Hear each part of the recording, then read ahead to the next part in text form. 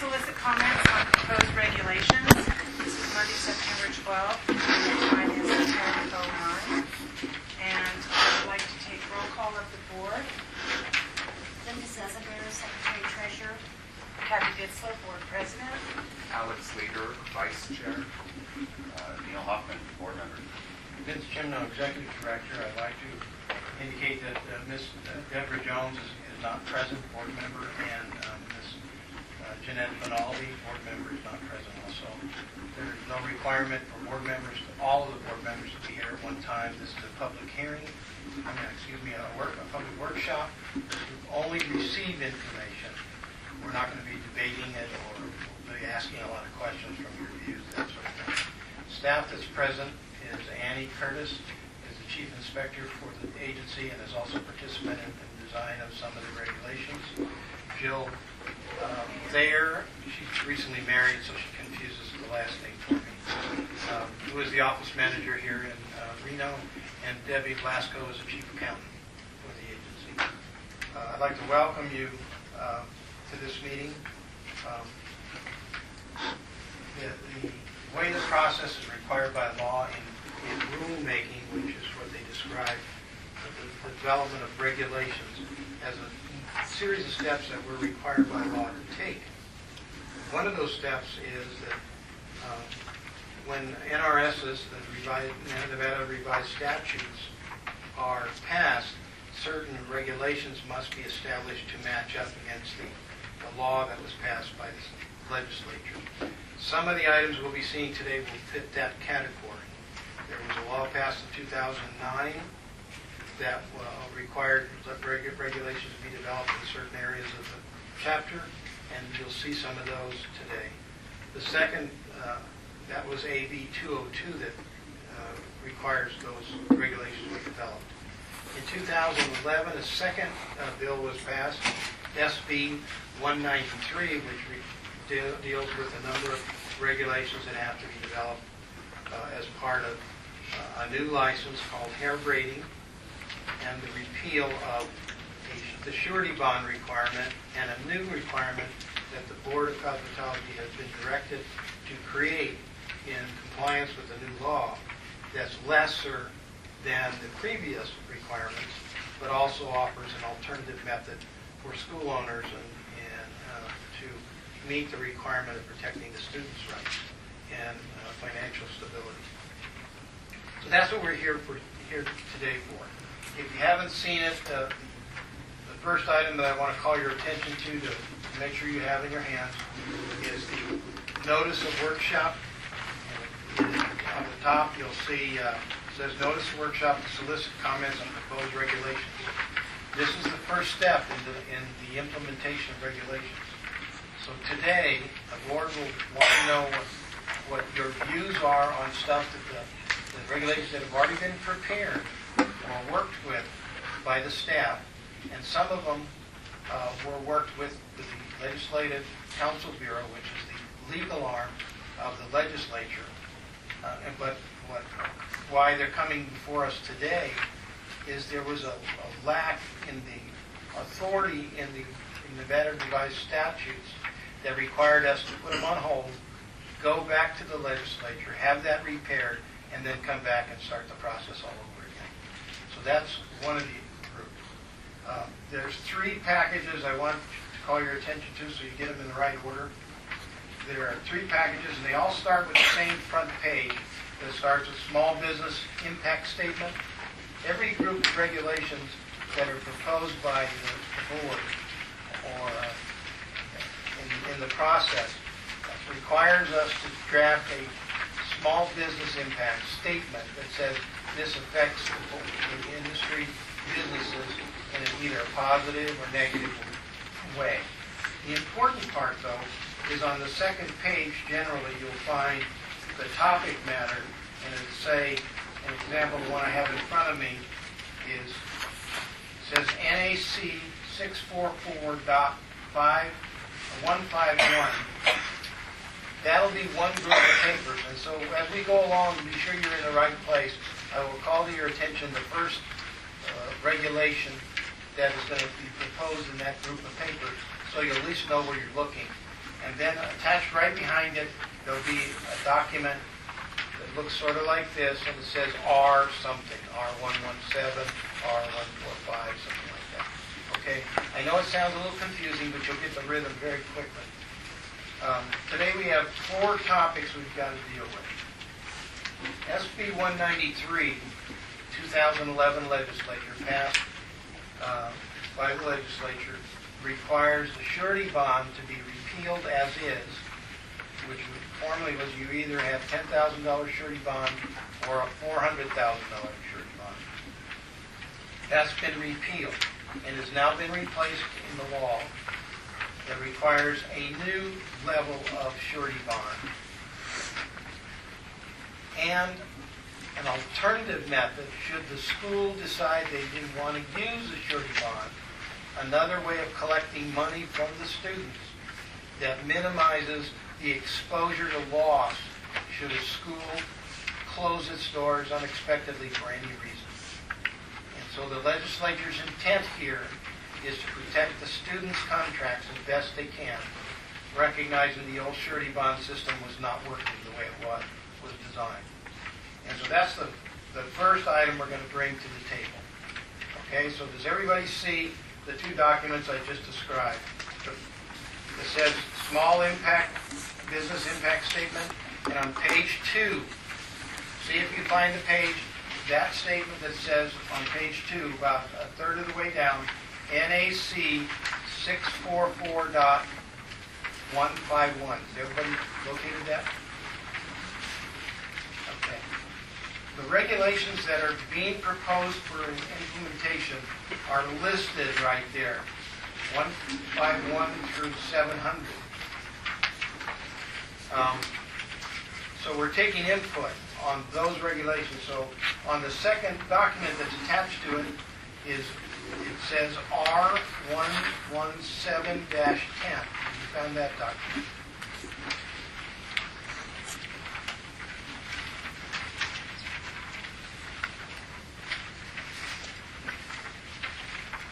Bonnie, did you find it? Yeah. Everybody find it? Those are the actual written regulations that are being proposed. I was just also going to just add, Mr. Jimno, that when you look at the SB or the AB, I just wanted to point out that that's a Senate bill or an Assembly bill. And it's just the 2 houses that form the legislative part of our government. So there's no difference whether it's an SB or an AB. Neither one has more or less weight. They've both been introduced by the legislature, and they will both need to be clarified today. And I just wanted to make that kind of clear for everybody. And that's correct. There's no real difference between it. It's just 2 different parts of the houses that introduce the bill. Now, the second group of papers I want you to put together before we get to talking on the actual item, you want to put the proposed small business impact statement. Underneath it says relation to hair braiding and hair braiding establishments. With the recommended, the second document is recommended hair braiding regulations. Those 2 documents will go together.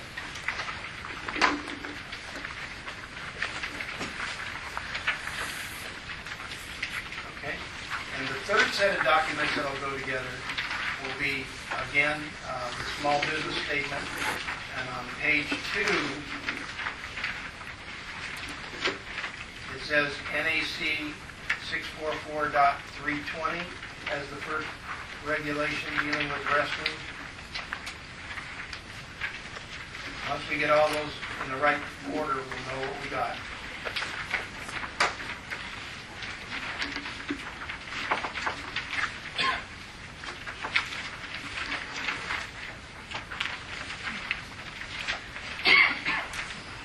Okay, has everybody got those 3 sets lined up? That way, when we start to talk about them, you'll know what we're talking about. So did everyone see that the 320 matches up to that LCB? Are you matching that up to that? That LCB R14510? Yeah, 145-10. We'll have the very first item that's listed will be NAC 644-320, and the same thing that goes on the second page of the small business impact. Now, the reason I'm putting those in order so we won't get confused later. Because it's going to be, we're covering a lot of regulations today that are really 2 years' worth of effort that have had to be stalled while the authority for some of the regulations was installed in the law, and then a new law that passed causes more work. Now, the first topic that we want to talk about really doesn't have an impact statement or a list of suggested regulations. And it's the most important topic of the day. And that is the discussion of the surety bond and the alternative method for collecting monies from a student that replaces the repealed previous surety bond. There's 3 documents that you got a copy of that was produced by school owners, directors, and participants from schools in both northern and southern Nevada that talked about proposals they would like to offer up in the surety bond discussion. So the first topic on the agenda is proposed regulations required for passage by the passage of 193.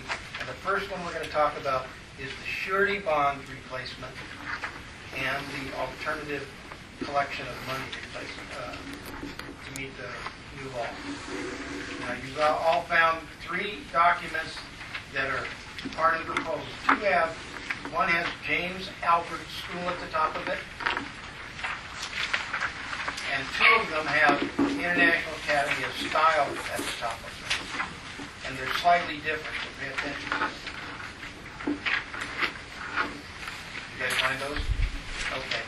I would like to start the meeting in taking input with the surety bond discussion, because that'll probably be the longest. Mr. Chairman, I also point out to everyone that in the James Albert School, under the objective, it says, by requiring a surety bond, this would guarantee students to recover unearned tuitions.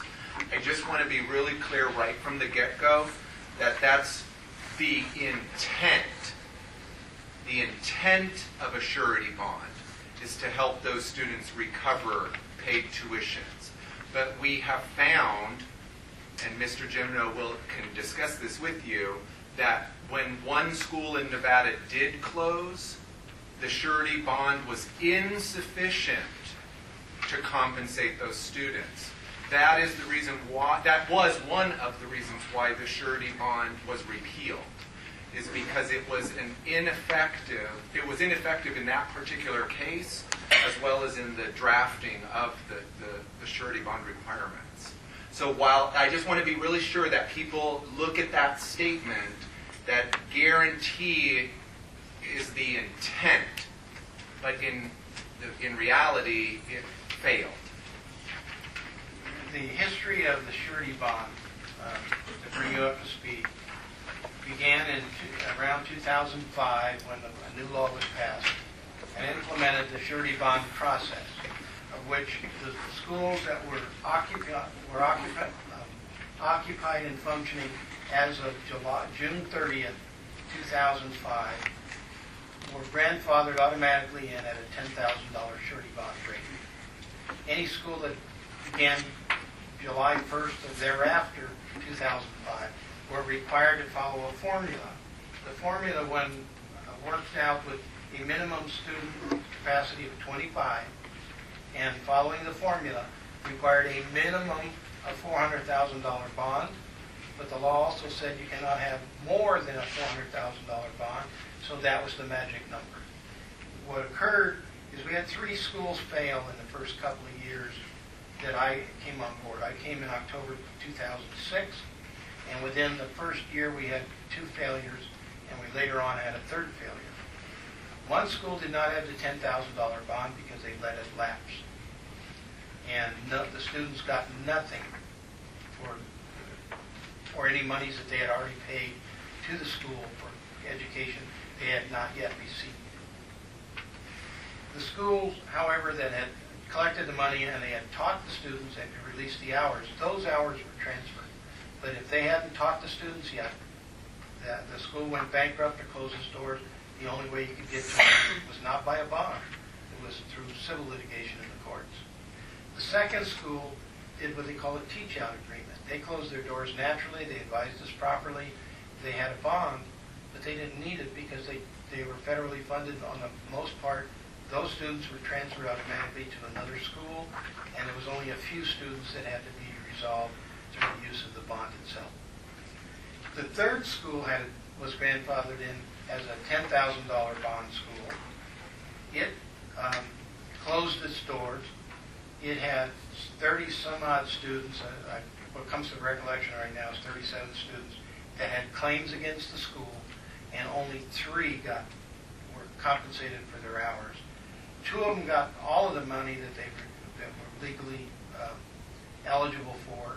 1 got about $157 of the several thousand that they were owed. All 3 of those students had to go to district court and sue the people for the money.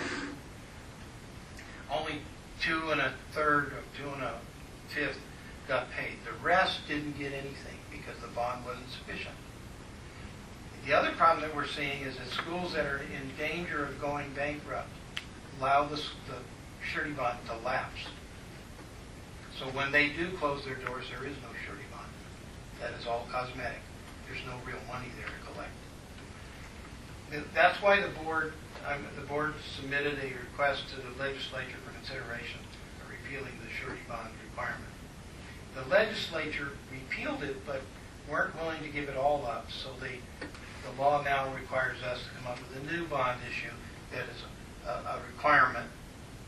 Obviously, the intent is for a lesser amount, and an alternative for schools to choose at their choice.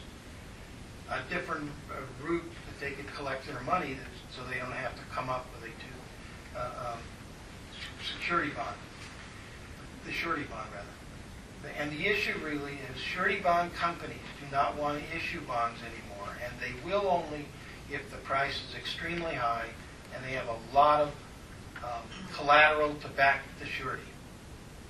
So what they're saying is 50 to even 100% of the value of the bond must be put up in liquid cash, negotiable instruments, or collateral that has no other claim on it. Mr. Gimno, does everybody understand what Mr. Gimno just said? That last statement? Are there any questions with what Mr. Gimno just said in that last statement? Because that is the key to your discussion here today.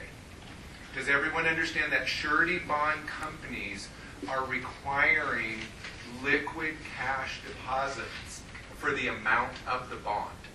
So when you're asking for a $200,000 bond, a $100,000 bond, that cash will be held for that business. It will be something that is deposited with a surety bond company, and those companies are becoming fewer and fewer and fewer. So the right to commerce is being shrunk. Does everybody gets that?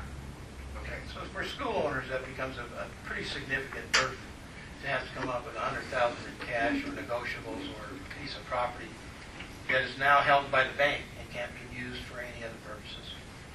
You're stuck with that. Okay. There's been 3 proposals or 3 documents submitted to the board to date that deals with the surety bond issue and the alternative process of collecting money from the students to limit their exposure. And the dialogue that's come along has to deal with generally federally funded schools have a formula they must follow in order to get their payment from the feds versus how many hours have to be taught and all that sort of thing. One of the alternatives that the legislature gave to our board is that a alternative method should be crafted in alliance with the federal law that governs the U.S. Department of Education funded aid programs to students that is similar to that law. So we're not bound into exactly like it, but we have the ability to craft something that will allow us to put in place a collection system, in other words, a collection system for schools to bill their students as a payment program as they pay for their education versus putting all the money down on the table at the same time. In other words, if the course costs $18,000, a full-paid student, grandma, grandpa, father, yourself, would put $18,000 on the table, and the school would then use that money and charge against it, basically. They've got it in their hand, but they charge against it as you get your education throughout the process. And at the end, the two lines come together and say, you got the education you paid for, we got the fees that we charge for that education. In the federal monies, what they do is they have a formula that says you can only get this many dollars for a student, and then you can bill again for the second portion of it. There is a formula, and it's called Title 34 payment periods. And so we're going to look at any proposals that deal with some kind of format like that. The other issue is that this discussion, these proposals deal with what they think the surety bond amount should be, the new amount. The first one is James Albert School. I'm not going to discuss it in detail, but that was one individual who was representing a school in Southern Nevada who was suggesting what they thought might be a good solution to that regulation. We also have a group of 5 schools, I believe it was 5, I think it's 5, in the northern Nevada area, which was part of the same exact kind of conversation that crafted a 2-page document. It says at the top of the first document is SB 193 proposals for school bond, and then the first item, it looks like 1 and then ABC below it. And the other page has 1 and an A and a B below it. So because we have one of the representatives from that group who met in that dialogue to make these proposals to the surety bond and the collection system, Bonnie, would you like to speak to that? Okay. From here? You can come up here, or anyone's most comfortable. Well, Anywhere you want. anyone that decides to come up here, It'll would be you helpful. state your name and speak loudly? Well, all of them were with me. Sandy was with me, and Milan was not. Marinella was there. For the record, Bonnie, would you just say your name and the My name's Bonnie Schultz, the school? co-owner of International Academy of Style. And Margie and Sandy and all the schools up here got together, with the exception of Milan. He was a family emergency.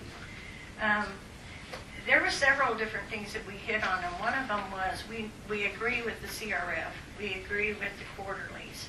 Remind me of what that an acronym stands for. It is, just a minute. She's got it. It's actually titled It's 34. It's the Title IV funding, the Department of Education's Title IV funding, and it's their CRF, their NRS or so.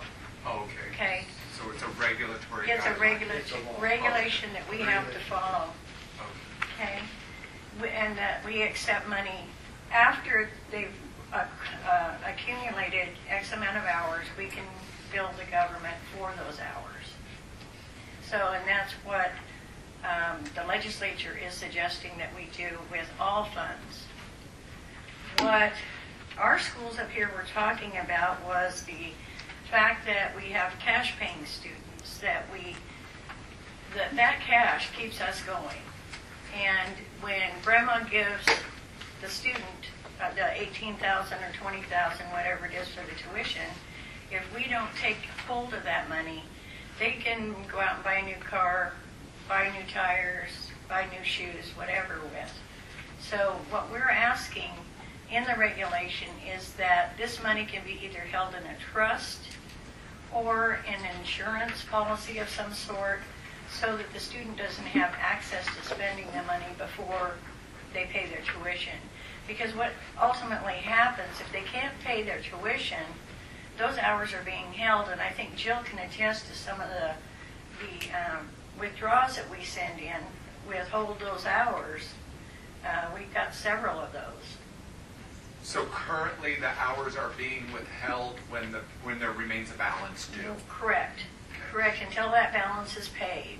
And so if I'm hearing you correctly, those are 2 types of students. One is a student receiving aid that is then the finances are billed as hours are completed. Under Department of And Education. another student is a cash pay where you'd like to hold money in trust because they're offering a one-time payment that completes the balance due. Correct. We're dealing with 18, 19, 20-year-olds. When they get $20,000 in their hand and you only take 5 of it, guess what happens to the rest? I mean, you can imagine you have teenagers, Alex. Hey, I'm the same way. Okay? If somebody gives me 20 Yeah. grand, If I'm correct, what we're doing is we're billing ahead of time, correct, before you teach the hours. Correct. Okay, They so- come in, sign up, pay in full. All They right, get let's a say discount for doing that. Let's say they pay their first quarter, Mhm. and they've spent their money. I mean, they paid their first quarter, and come so 3/4 of that quarter, you can collect again for the next quarter. Am I correct? Correct. You have not actually taught them those next hours. So We don't collect until after we've taught those hours. for cash paying, you don't collect up front for Well, the we quarter? do right now, yes, we collect up front, but what you're thinking is if we follow the CRF from the Department of Ed, we're not going to collect anything until they've completed those hours. So even then, from the cash pay students. even from the cash pay students. She's saying that right I now it's one. understand. I'm sorry, I was under a different impression. Now, one of the things that you need to be careful with is when you put a cash pay student, the money transfers to them, there's a contract, a legal contract that talks about the cost of the program and all that issue. They have refund policies built into the contract. But the money transfers to them, they hold the money, and then they bill against that amount of hours taught as they go. The money's still in their hands, so the students pay. Under the federal program, you don't get a dime until you reach a certain level of hours already get taught. So they've Then already... they invoice after the fact. Okay. So there is a difference in the two approaches. At this point, how come the student contract is not sufficient with guaranteeing the return of the student money in the event of the school Well, it closure? is if the school has the money. It does work. It works for School most has, say, schools. $20,000. They teach a third of it, and they close their doors. Then the contract indicates there's a refund policy that's required. That's for cash paying students. I What think if where they the file bankruptcy? I think where the board's concerned is that some of the schools have collected up front and then closed their doors, leaving the students high and dry. All of your schools right now are sound. I don't think that there's a problem. At least I know there isn't in the north. South, I don't know. What type of other student payment arrangements are there? They can make payments. and then payments, and then is there another type of student relationship for financial Well, arrangements? scholarship, we You scholarship scholarship some. too? Okay. Yeah. And so that a scholarship wouldn't be refundable? No. No.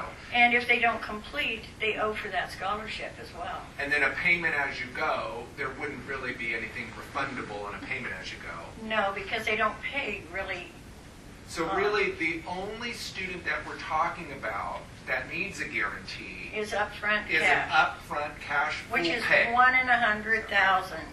So even though you have a lot of different student payment types, the single payment that we're concerned about is the student who prepays up front.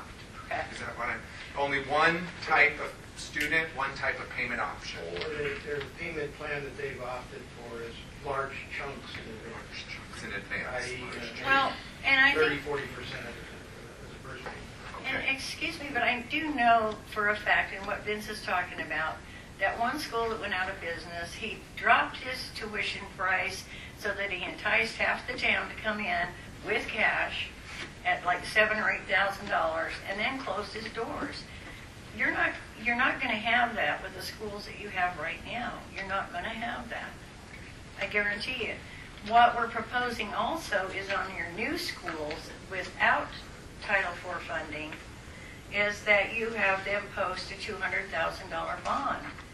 The major problem with new schools is that exact thing. They have the cash up front. That's the hardest period to get through is that first 2 years, because I know I held my breath the first 2 years when we opened, and so did a lot of other schools, I'm sure, that they have at least that amount of money, because $100,000 isn't going to take care of tuitions if somebody closes their doors brand new off the get-go. Do we know the average tuition of a cosmetology student? A cosmetology average is 20. About 20. So really a $100,000 bond would take care of 5 students. If you owe the 100%. Right. The Okay. schools never really close with every student not getting 100%. Most of them is some smaller percentage of the thing. And the issue is, in order to really bond a school, you would probably have to have $1 million to bond a school. A real legitimate liability of all categories of it. But some schools only need about 100,000 of it, some will need 250. Some depends on a lot of issues. The issue that the board addressed, as you recall, had to do with should we be in the business of being a surety bond requirement if it in fact doesn't really do much. So there's an assumption with surety bonds that the bond is in place when the place closes, right? For whatever reason. They retire, they go bankrupt, somebody drops out and they're not financially stable anymore and they can't pay their bills and they're closed by a federal court, those kinds of issues. So the surety bond is one of the problems with it has been all along is that they let them lapse. And so there is no money to claim against because there's no surety bond. And then it's a civil litigation because of the surety bond, but the students have no way to get it. Other than their student contract. But when you post a bond, you post that bond for 1 year, and you have that money in that bond for 1 year. And the only way that you would not keep that bond is to not pay it when it comes due. On a renewal basis. On a renewal basis. And So that's when it that occurs. first year, at least, you would have the bond money to keep that school, keep those students taken care of. Well, there's an assumption that is made when you say that, is for the first year. That's correct. The problem never comes in that first year. It's usually at the end of the first year, second year, third year, when they originally came into being, there was sufficient monies to operate. But as the year goes to 2/3, 3/4, their cash flow drops off. So when a $12,000 bill comes in for the surety bond, they're not going to pay it because they can't afford it. And then shortly thereafter, they close the doors. And that's the vulnerable period. And the issue so everyone understands, the schools that closed were not brand new schools. They So were what are you older going to schools. do with the schools without Title IV funding? There is no guarantee on them. No, there isn't any way for any school that starts up new for the first 2 years. Because the first 2 years, the U.S. Department of Education will not fund the students. They qualify them only after 2 years. It takes longer than that. They have to be Well, I realize it accredited does. first for 2 years. But their minimum requirement is you have to be operational for 2 years. And once you're operational for 2 years, then they will qualify. So there's a lot of issues. So Bonnie, in the proposal you're representing, there's 2 pages.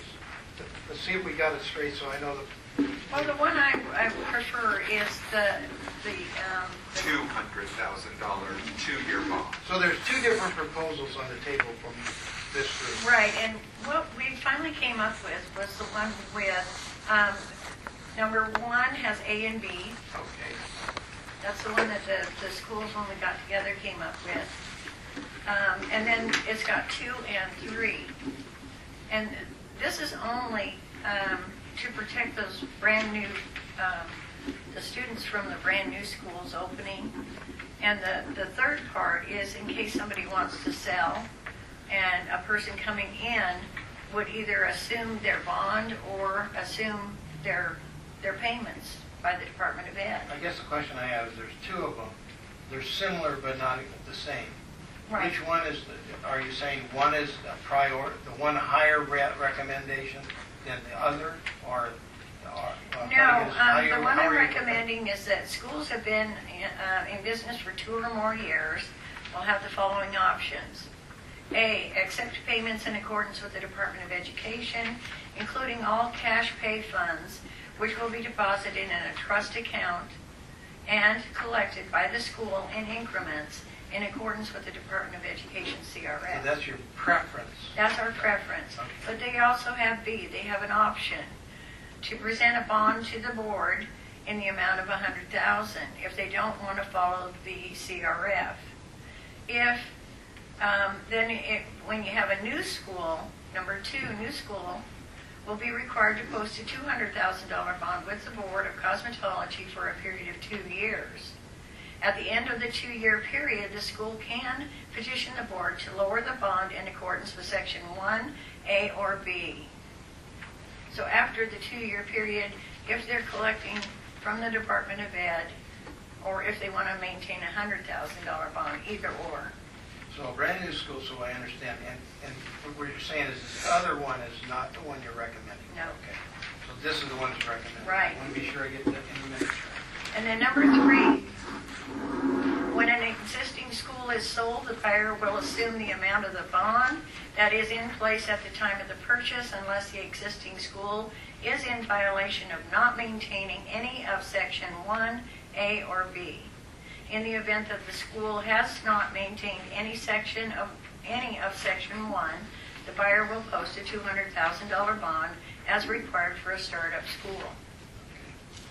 So this proposal deals with both the alternative payment plan and the surety bond level that you believe this group believes is the appropriate amount.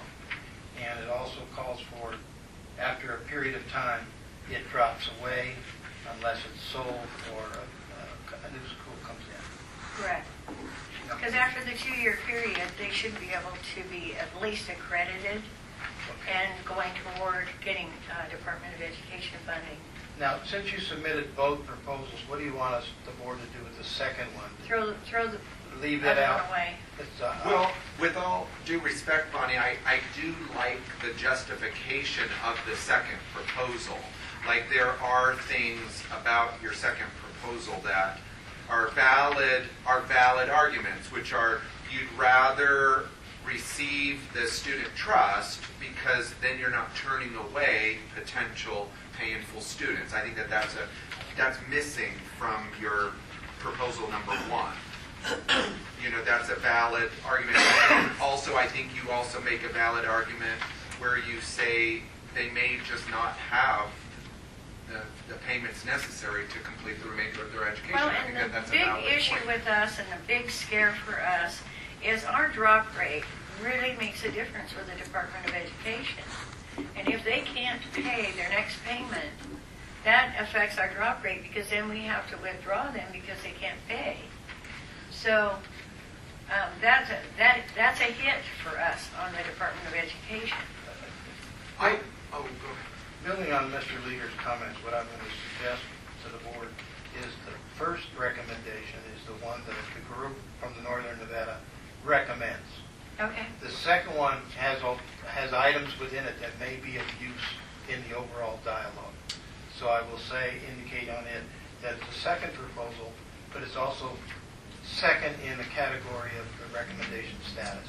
It is not the first recommendation. Okay. Okay? Well, the second one is what all the schools agreed on when we got together up here.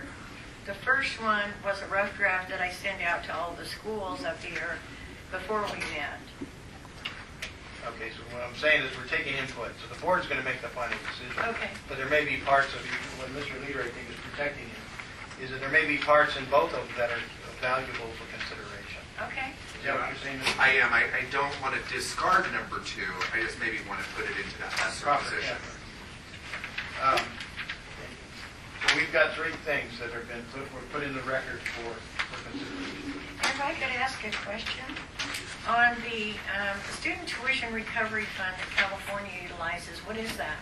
The way I've been explained from, I can't think of his name, Dr. Aziz or something, that owns a number of schools in California and in here, the Marynell schools.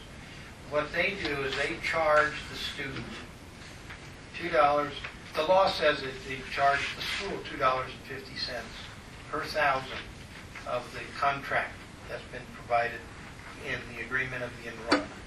So if it's a $20,000 contract, the California law requires the school to pay $2.25 or $2.50 per thousand for each contract in advance to go into a fund.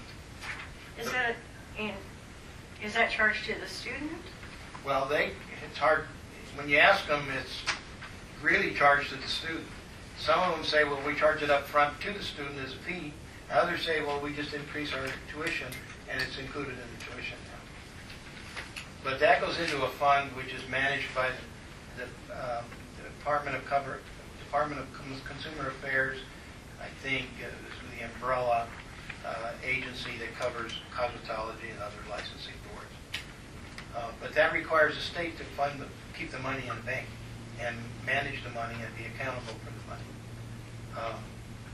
So that's how that works, and that would require a law change in the law. But basically, the student's picking up the tab for that. It's an insurance policy that they're buying, and they have no authority to not buy. They have to buy it. That protects their initial investment, but the school's not picking up the tab for it. The student. So it isn't going to work because the state has to manage that money. Yeah. We would have, in our case, we would have to manage the money. There's a potential risk, maybe, is a more politically correct way.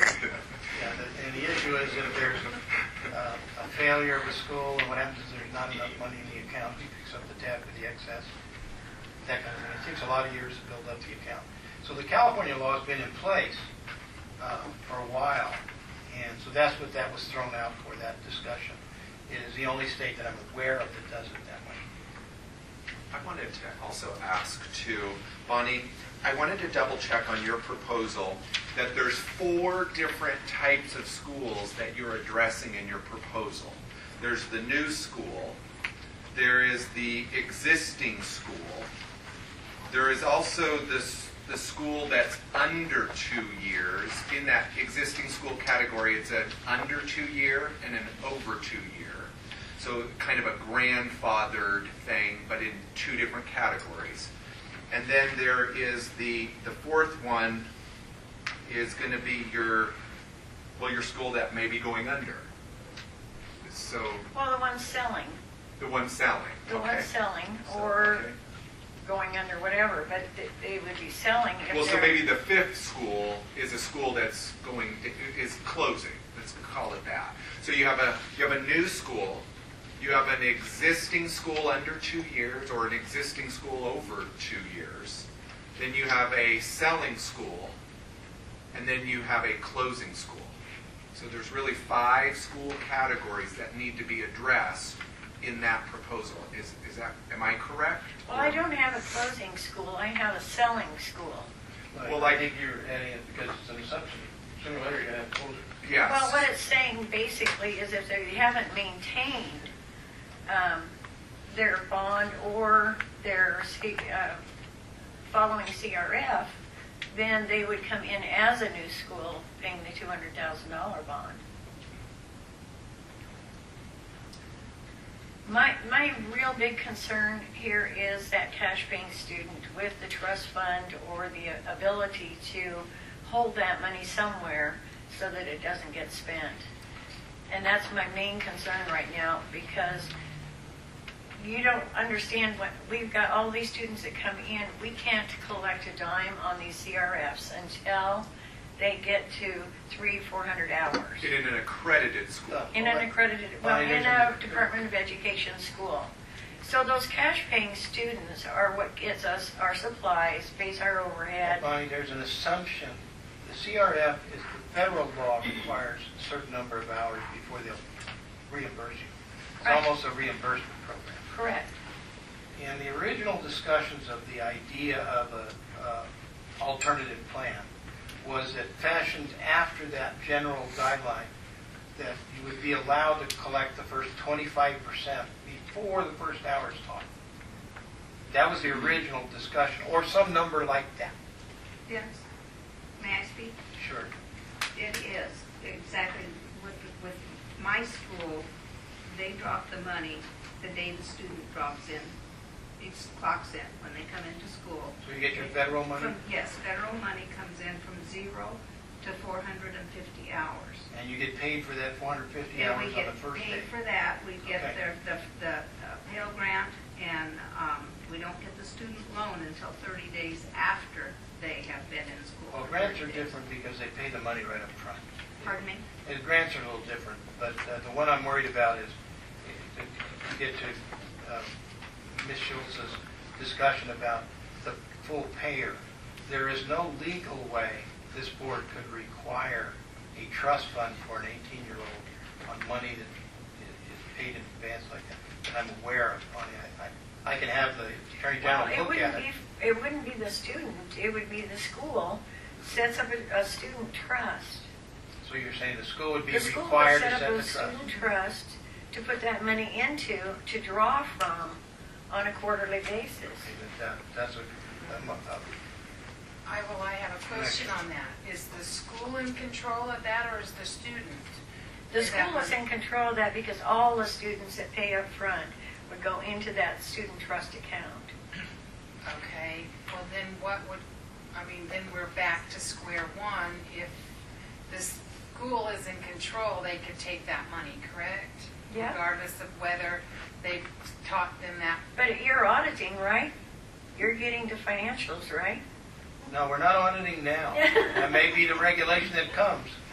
I mean, be careful with that dialogue because I've already indicated that if we have to audit, it's not going to be on our dollar. Well, I understand that, but you guys want our financials, just like the Department of Ed. Only on the initial. We Only don't on the require any financials after the initial, at this point. We don't come in and audit your financial records. Well, how are you going to know that we're doing quarters then? We won't. We won't unless that we either establish a regulation that allows us to come and look at quarters and look at the financials, or we receive a complaint. And the rationale that I've started thinking through is if there is a complaint in the law, it allows us to come in and do your audit on your buck. And I just have a concern that you guys are going to have a lot of complaints that way. And a lot of audits. And that's why we don't want to do something that is And inappropriate. a lot of fees. We don't want to build a very complex, difficult thing to audit. We want something that is straightforward, clean as a whistle, easy to administer, and everybody understands. One of the issues that the legislature keeps coming back to is the surety bond is in fact a protection of the student's contract. And it's not, unless it's in place. There's no law that requires us or allows us the authority to force you to keep it in place, other than we can take your license from you, which is the same end result. Students have no place to go to school. And that's the authority we have now. We can shut you down. But we don't want to do that because the ultimate person that gets hurt is the student.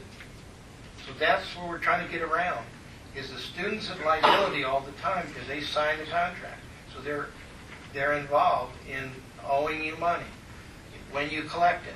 The current situation that you're recommending is we get it all up front and then at least it's in our hands and then we'll worry about you afterwards. And the legislature wants to go the other way. They want to say, no. You can only collect so much money up front and there's only this little bit of exposure because they've gotten some of the hours but not all of them. So that's the dialogue we're having right now, is that conflict. So the issue is to understand where the schools are coming from, what causes the problems, what is the best way from their perspective how to operate, what is the concessions on how do we monitor and make sure things are going the right way. And that's what the proposals are all about. And that's what I saw in your proposal. The solution is going to be designed, the final resolution will be designed by the board, who will take all this input and try to craft something that's workable, and it'll have to be approved by the legislature again, which is, in this case, will be the legislative commission, which have representatives of each house. And that's like speaking for the legislature. So that's where we are right now. And the input is excellent. The dialogue is excellent. And I think we're understanding what you feel are the deficit side of the equation for schools, so we can identify them. If we can craft a resolution that solves those problems, and we can all live, like in most negotiations, we both walk away unhappy, but we got most of what we wanted. That's a solution for us. the hope is we arrive at that position over the next few weeks. So this meeting is the very first of that dialogue. Is there any other issues that you want to call to the attention to the board in the proposals that mean something, that are very concerning to you? I did want to just ask the schools, can you come in as a new accredited school? No. So you have to be an existing school for the 2-year cycle, and then you apply and you become accredited. It takes So- a while. So really, when we look at the CRF, the Department of Education CRF, that's just like the new school would be like obligating themselves to more regulation than they would really be obligating themselves to, right? Because they don't, am I not making sense? So the surety bond is designed, or that bond, that $200,000 bond is designed for the 2-year period so that when they get to accreditation, they've protected the students. Am I understanding? Yeah, that's correct. There's two issues to understand thoroughly. The legislature said, we like the Fed's formula. They didn't say they like the law. They said we like the formula, how they collect the money, because it minimizes the exposure of the individual student. The 2 years that we were talking about is the federal funding authority will not qualify a school until they've served 2 years successfully and financially stable and meet all the standards before they'll qualify them for educational assistance. And what they do is that the schools will talk about NACIS and some of the other accrediting. Those are like loan qualifiers. NACIS is nothing more than a loan qualifier. What they tell the NACIS does is it has all the standards of all the state and the feds, and they match the characteristics. Then they tell the federal authority that these people have met all the standards of getting a loan. Similar to that. Then the feds say, okay, our money is now on the table, we will qualify individual students. But you're not, the example is Paul Mitchell, Reno, is not qualified yet for federal loan money. They have to wait until they get approved by NACIS, and then it goes on. They've been approved by NACIS already, but now they're in front of the federal authorities. And now the federal authorities go through all those records, and they will qualify them. Now, Paul Mitchell is 2 years old, 2.5 years old. So they have no federal dollars at all, strictly to whatever comes through the door. Once they get qualified, it means the big bank of America, the United States of America, is now guaranteed that money will be paid if it's in compliance with the regulation. Title 34, 628.4, I think it is, of the payment period is the formula that is used that pays the school for the amount of hours that are taught. I was never really clear on whether the money came in the first day or at the end of the quarter. It's either or, and Vince, we don't collect the first day only because we don't want to write a check for a refund. So you avoid the refund that way. Yes. So that's a It's- school It's policy. a business. It's a school policy. Right, you can. And some schools take the money up front and then we'll write a refund check later. Now, in our contract, we also have refund policies. Now, is that different than the federal policy? No. It's, No, it's no, consistent? So those are the issues. Mr. Leader, is there any other issues you want to qualify? And the contracts have to state what the Department of Ed requires, refund policy, etc. Any other questions by the board? Well, I was just going to ask where the law is regarding the student contract that says that, it seems like we had a law that said that the student contract couldn't Yes. be unconscious of unconscious. That's right. That's all it says. That's all it says, and what we do is we've gone to the Attorney General's office and asked them to look at the contracts, and they have approved that they are legal contracts within the state and have all the requirements necessary from our chapter that are applied.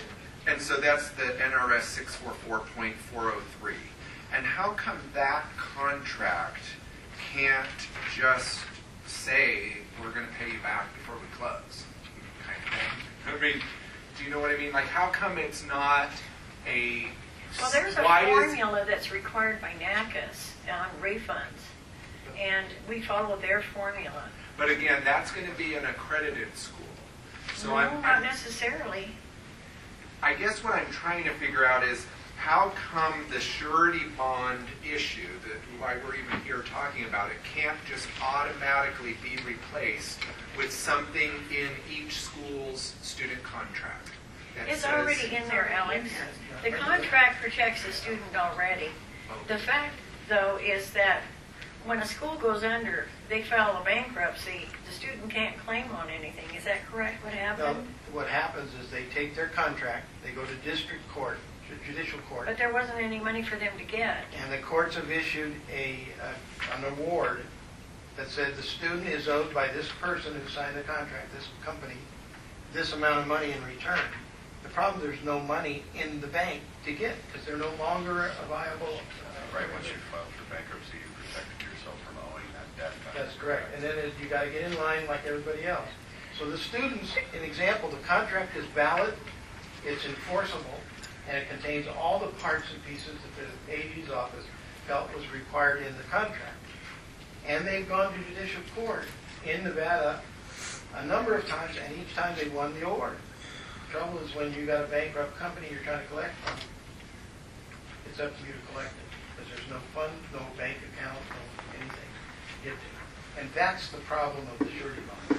Because when the surety bond is allowed to, when the surety bond is in place, the surety bond people will pay, but they only pay up to the face value of the bond.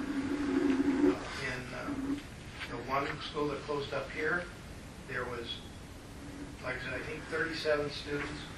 Most of the students were owed $2,000 or $3,000.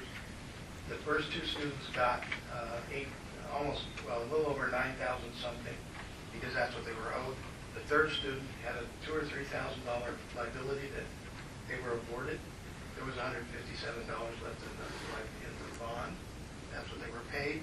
Done deal, it's all done. So I guess the thing that I'm seeing that's missing from the three proposals that we had is, where is the notice to the state board office of the status of the surety bond?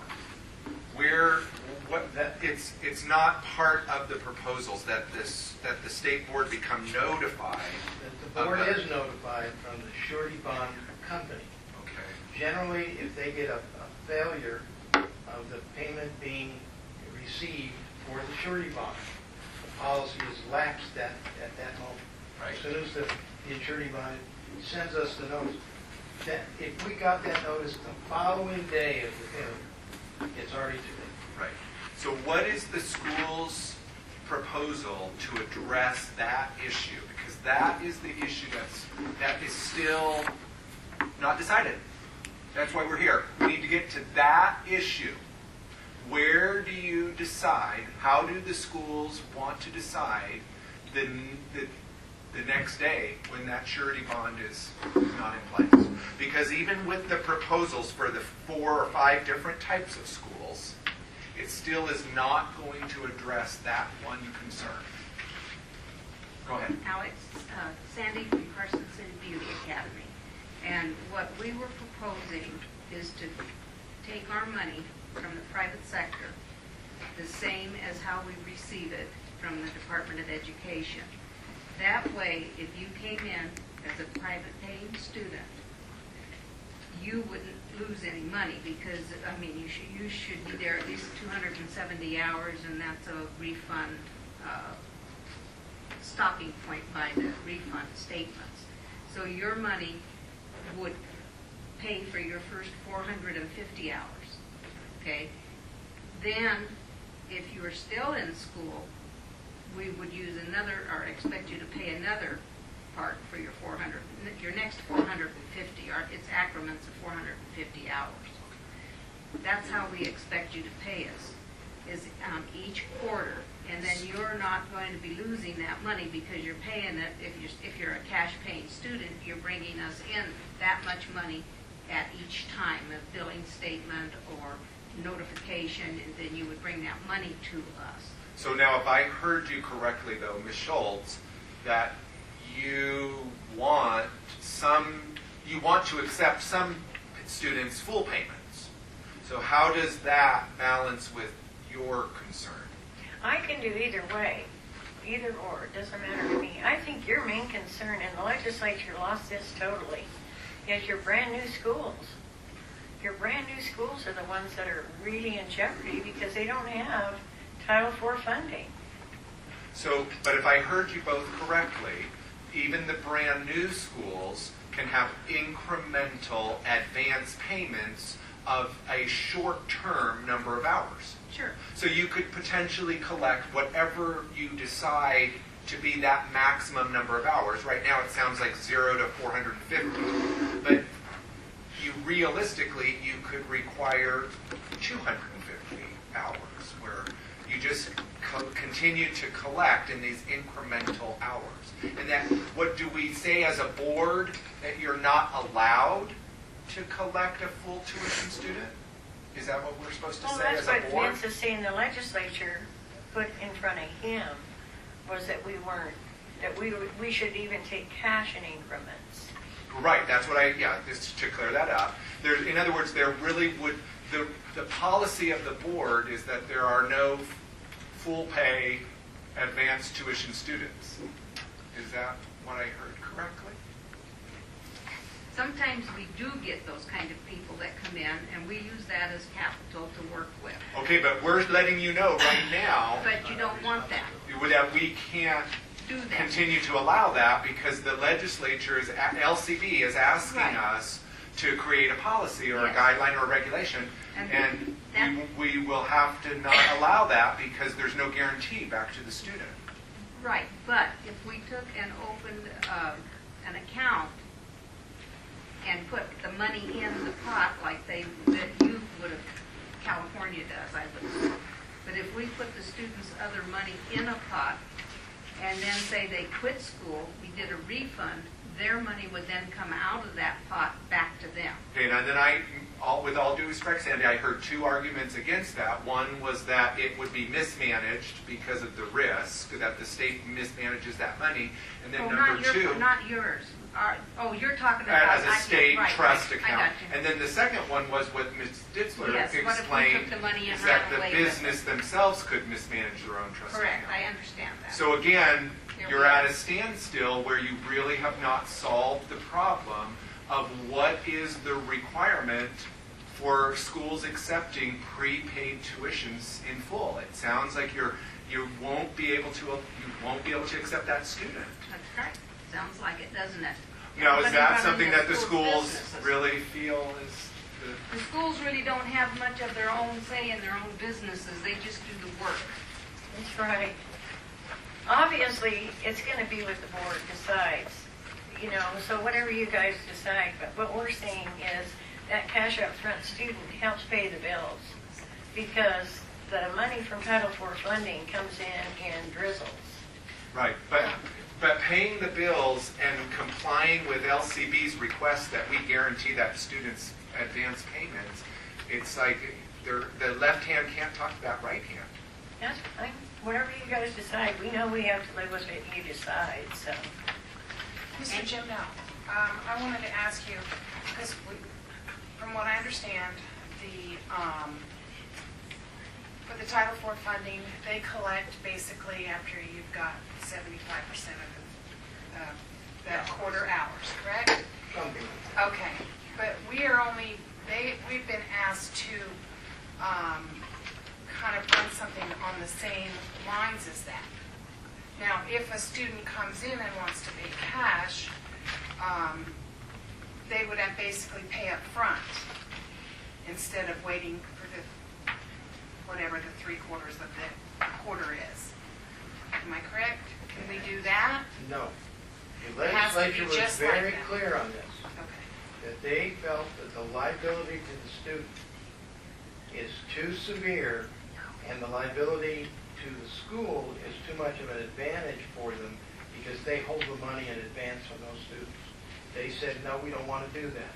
And I can even tell you which senators made it very clear to me what they were looking for. Maggie Carlton, of the former senator, now an assemblywoman, indicated, I don't want the exposure, the large quantity of exposure. We need to limit the number of chunks so the exposure, should a failure occur anytime during the student's lifespan in that school, is minimized. So that's why they like the idea of 25% up front. When you reach some percentage of that first quarter, you're now allowed to bill for the next quarter. That's what I just said. Yeah, and that's what but they're not allowed to pay the whole money up No, front. no, no, because I'm just wondering, because after talking to Ms. Schultz the first time, it was my impression that they couldn't take the money up front. And then now after, Ms. Dunham. Ms. Dunham, after she spoke. No, that's Escobar. Oh, Escobar, excuse me. sorry. Oh, sorry. After you spoke, you said that you actually take that cash up front. Now I'm talking just about the first quarter. If you go through the That's Title the federal, IV, yeah, if you go through the Title IV, it's 3/4 of those hours, correct, before you actually get any money? Or do they pay right up front? Either They or. have two options. They, as a school, can either take it on the first day or as a reimbursement at the end of the first quarter. Okay. But they have to reach a certain number of hours within the quarter before they can invoice for The reason Yeah, for because I was that- concerned of them teaching without getting anything. Well, the it's reason for that cycles. is, if I could explain that, from 0 to 450, the Department of Education says that the student must complete 60% of their work time. And after that, then it's considered, that money is then considered the school's money after 60%.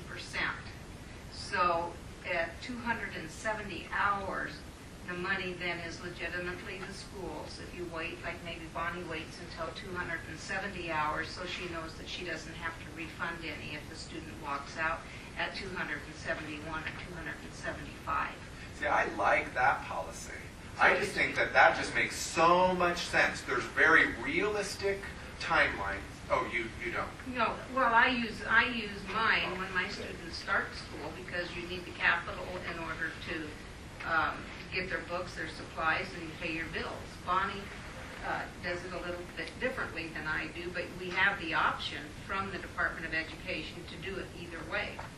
Well, one of the issues that is on the table that you're hearing is that the schools use the front-end cash payer as a funding capability enhancement versus having a reserve account that they themselves build and use a reserve account for the front-end capital costs and then get reimbursed afterward. Right. They're using it as Flow. as a cash flow issue. And that brings back to the proper funded agency. Most restaurants know that they're not going to make any money the first 6 months.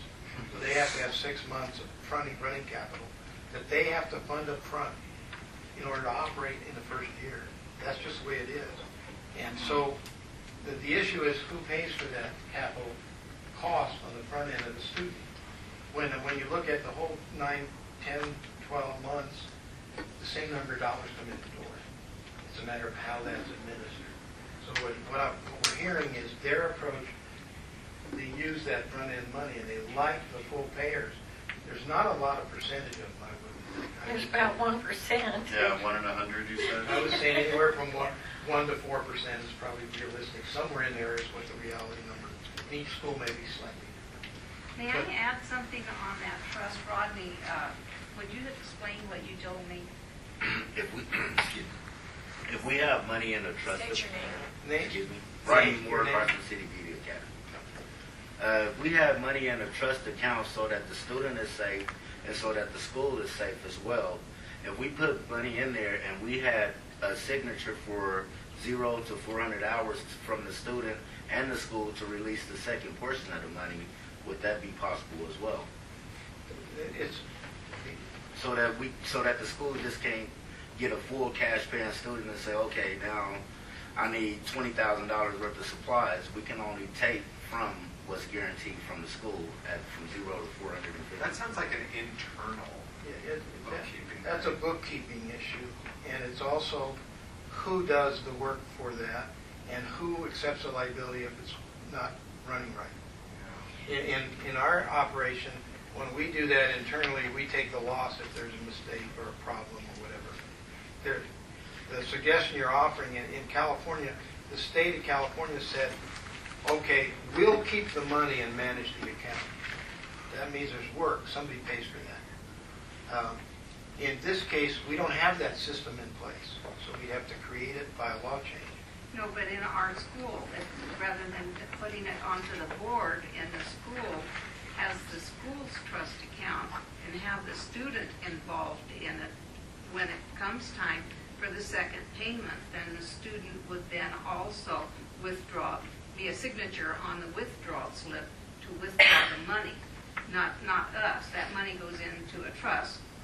Then the student would go with our financial aid administrator, and they would then draw the money from the trust and pay the second quarter or the second half.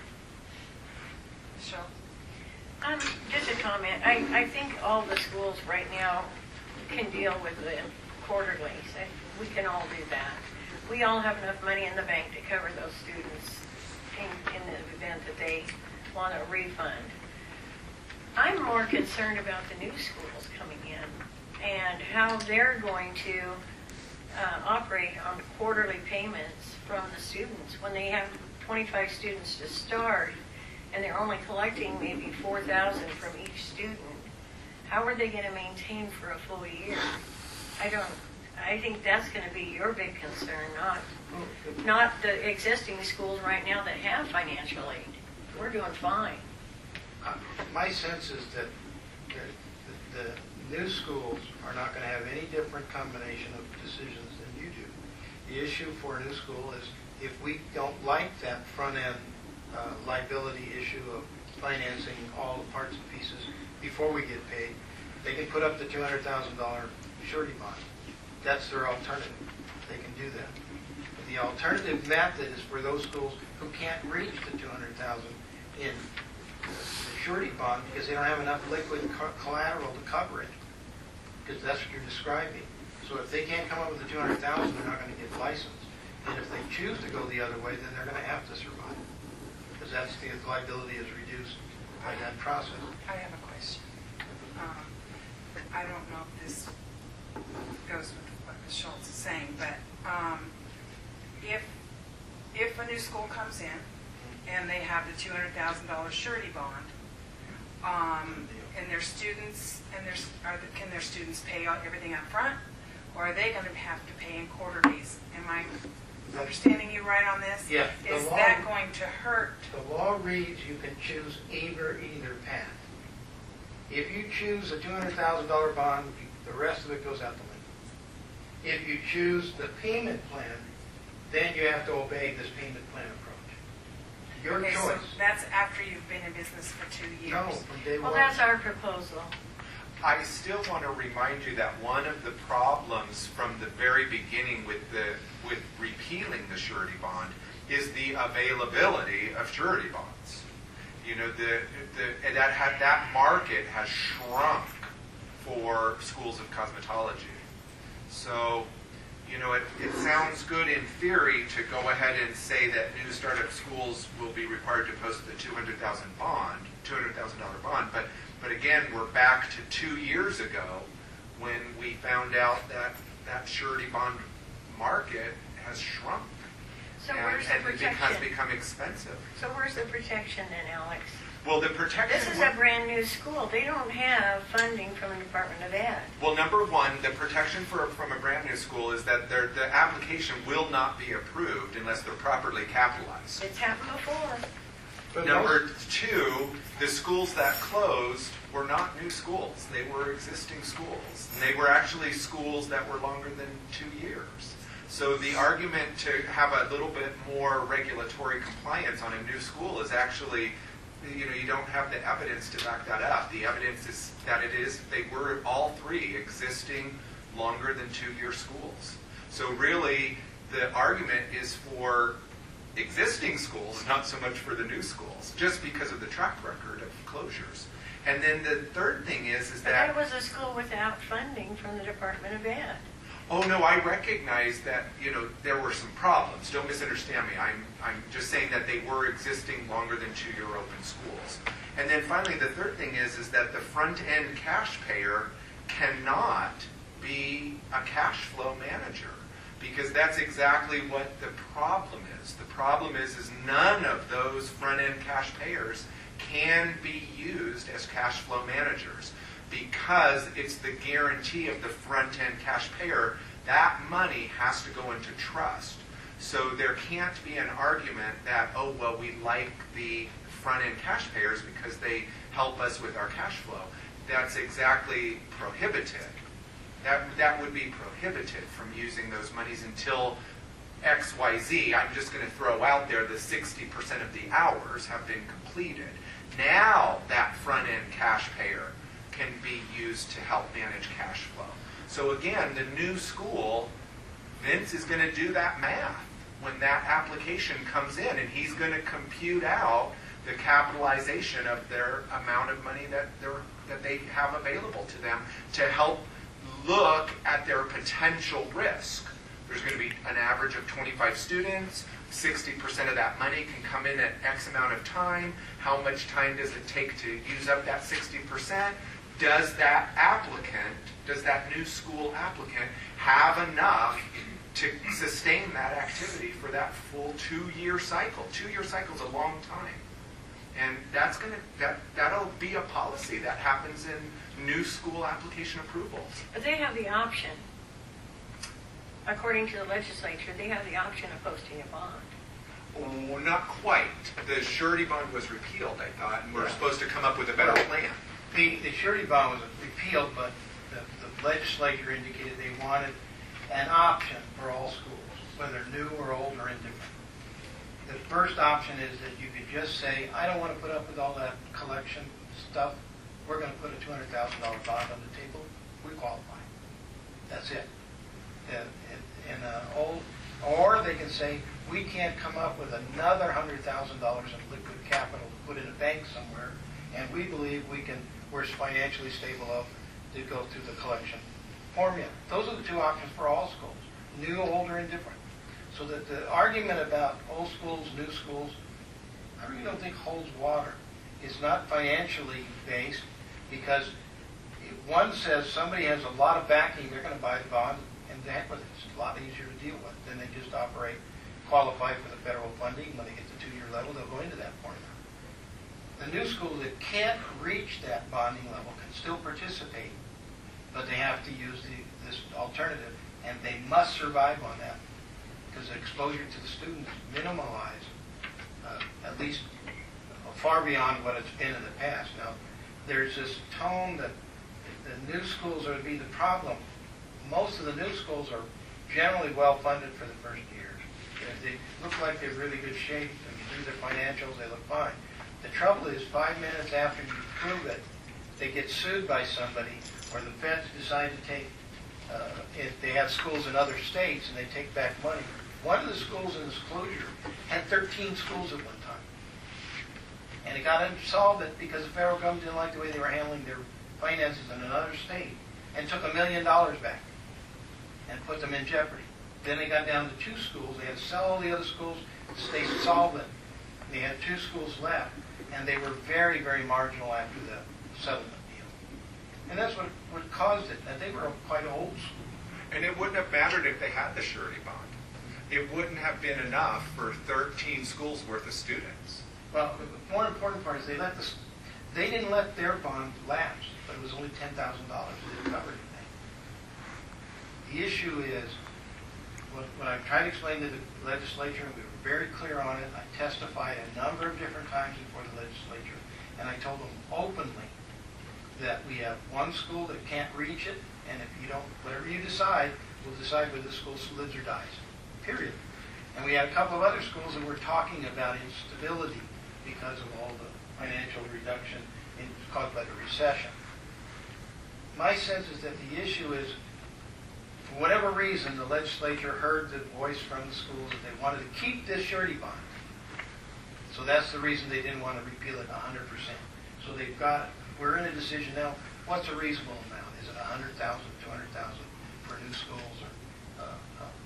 or any school who wants to use the bond process? Their option then is not be forced to take the collection process. An example, Ms. Escobar, your school could say, we'll take the bond. We don't have to put up with the rest of it. We're done. We'll just put the bond up. That's enough. The issue is, I have to be a watchdog in a sense that if that bond is left to be lapsed, Right. I'm behind the power curve, I'm behind it. So it lapses before I can do anything. Right. And that's the problem. It doesn't become a viable weapon, tool, whatever you want to call it. So that's the dialogue we're dealing with. So I want to be sure we have all the parts and pieces of the proposal, and we don't miss anything because we're not really ready to craft the actual final. But we want to make sure we get everybody's input as much as possible. And I think we got most of it. Mr. Reader, do you have any other questions? Well, I was just going to maybe ask the schools is what would be a reasonable amount of time that you would want to notify the board of your pending bond renewal? I mean, do you know what I'm saying? Like if you choose to do the surety bond path, then the board will have to know that your bond is in place prior to renewal. Does that make sense? And we do that now. Oh, we do. Oh, okay. We do that now. Oh, The problem is, if the bond, we won't renew your license unless the bond's in place under the old rules. And Ms. Curtis is here today because she dealt with that every day. So if we didn't get a new information from notice, is what it is, from the bonding company that the bond is now active, we won't issue a new license. I mean, even a renewal license. So that's the issue. So maybe renewal license for the school have to be annually. It is. They are already. Oh, they are? So there's no real, so the bond expires, the bond expires on June 15th. Okay. The license is renewed in June 30th. So no matter what occurs, that bond, we may know today, and we've had, Ms. Curtis, do you remember how frequent we had some of those? Like every week we were getting a notice on whether it was active or not active. And plus, they renew at different times. So you don't, with your bond situation, you don't have, they're not all with one company. So they come in sporadically. So you don't have anything in place there to say your bond comes in when your renewal. We check it at that time, but they're renewed at different times of the year. Or you purchase it when you open. Yeah. So the issue really is the notices from the insurance company comes in the day after the action occurs, usually 5, 10, 15 days later, depends on how fast they are. But what that really means, that notice tells us, is there's no money to collect. Is there a way to put in our system when a bond is due? Yeah, they call us. If we're one day late, Andy calls Just me. restart the yeah, where's the bond? There's still no guarantee. Just And because we're that's the complaining bonding doesn't mean the company student that's- has a guarantee. But there's It's still the no bonding safeguard. company that's supposed to send it. No guarantee. By the time it's lapsed. That's all. Okay, What was your we've spent a lot of time. Shall we take a quick break and then move on to the next topic?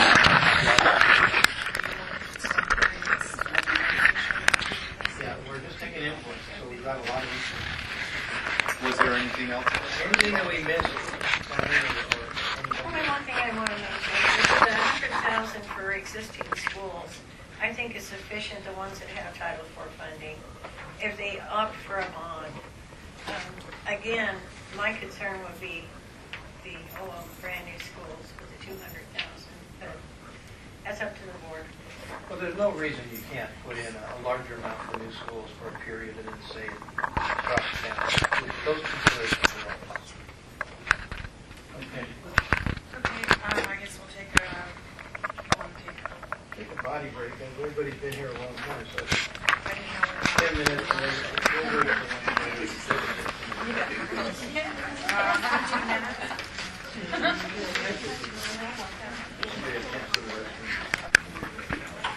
Turn it over to Mr. Jim now.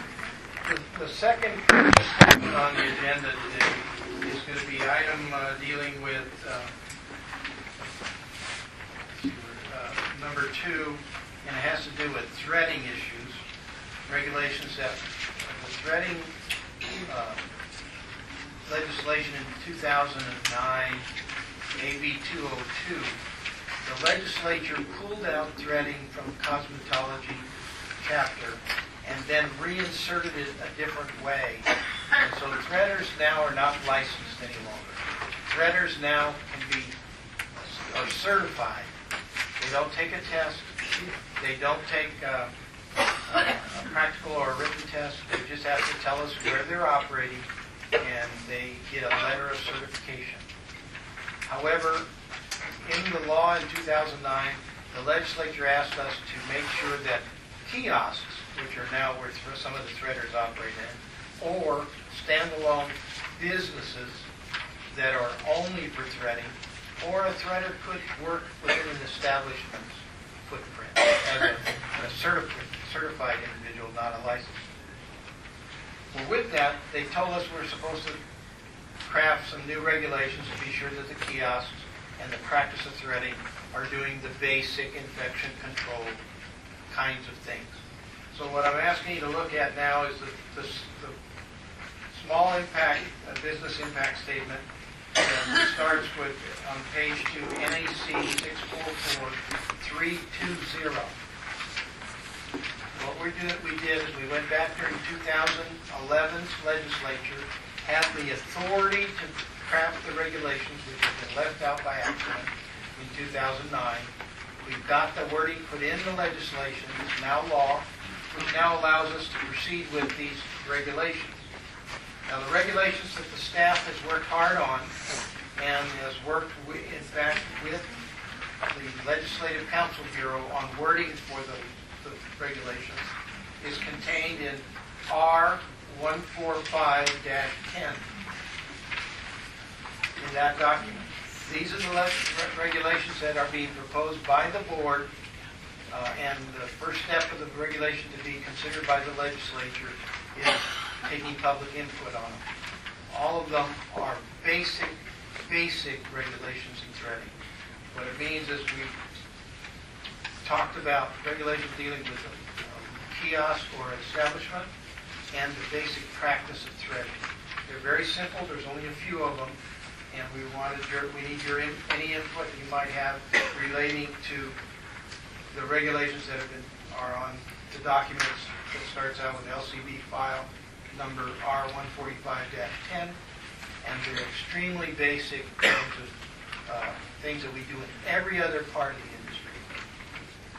The only requirement that we will have to do is once we get input from here, if there's any modification to the proposed regulations, we then have to go before the health department, the Division of Health, to have them approve any regulation that deals with health of the community. And these would be dealing with those. So has any of you had a chance to look at it? Is there any negatives? But if you look at it, you'll see they're very, very similar to what cosmetologists have to do, nail technologists have to do, and what have you. Now, remember, if you don't think of it today, you can send an email or a document to my office, to either office for that matter. It will be forwarded to me, that you have concerns about regulation, whatever. And if you look at the regulations, if you're a school owner or a licensee, an individual licensee, or even a student, you'll recognize many of these are already in the chapter, and we're just adding the word kiosk or establishment or threading establishment or things like that, just to be sure they're included in that regulation. Are we going back to, lost my train of thought here. Are they going to try to put the threading back into a building instead of in the kiosks? Is that what you're saying? No. No.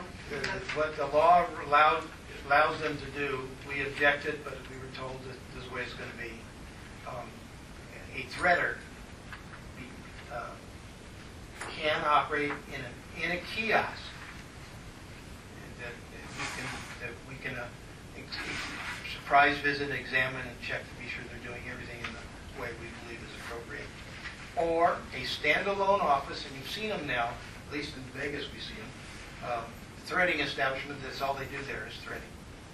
They're small, like a nail shop looking thing, except all they do is threading. Or they can work within an establishment, a cosmetology establishment. But they don't have to be licensed anymore. They can be, in the past, they had to be a cosmetologist. I see. So they pulled it out of that and separated. All right. Because we saw one threading down in the mall and it didn't look very good. That Meadowood? Yeah, Yes. Meadowood, yes. Yeah. That. It's a nationwide movement. It's not something that only we suffer from. I saw them in Pennsylvania and some of the other states.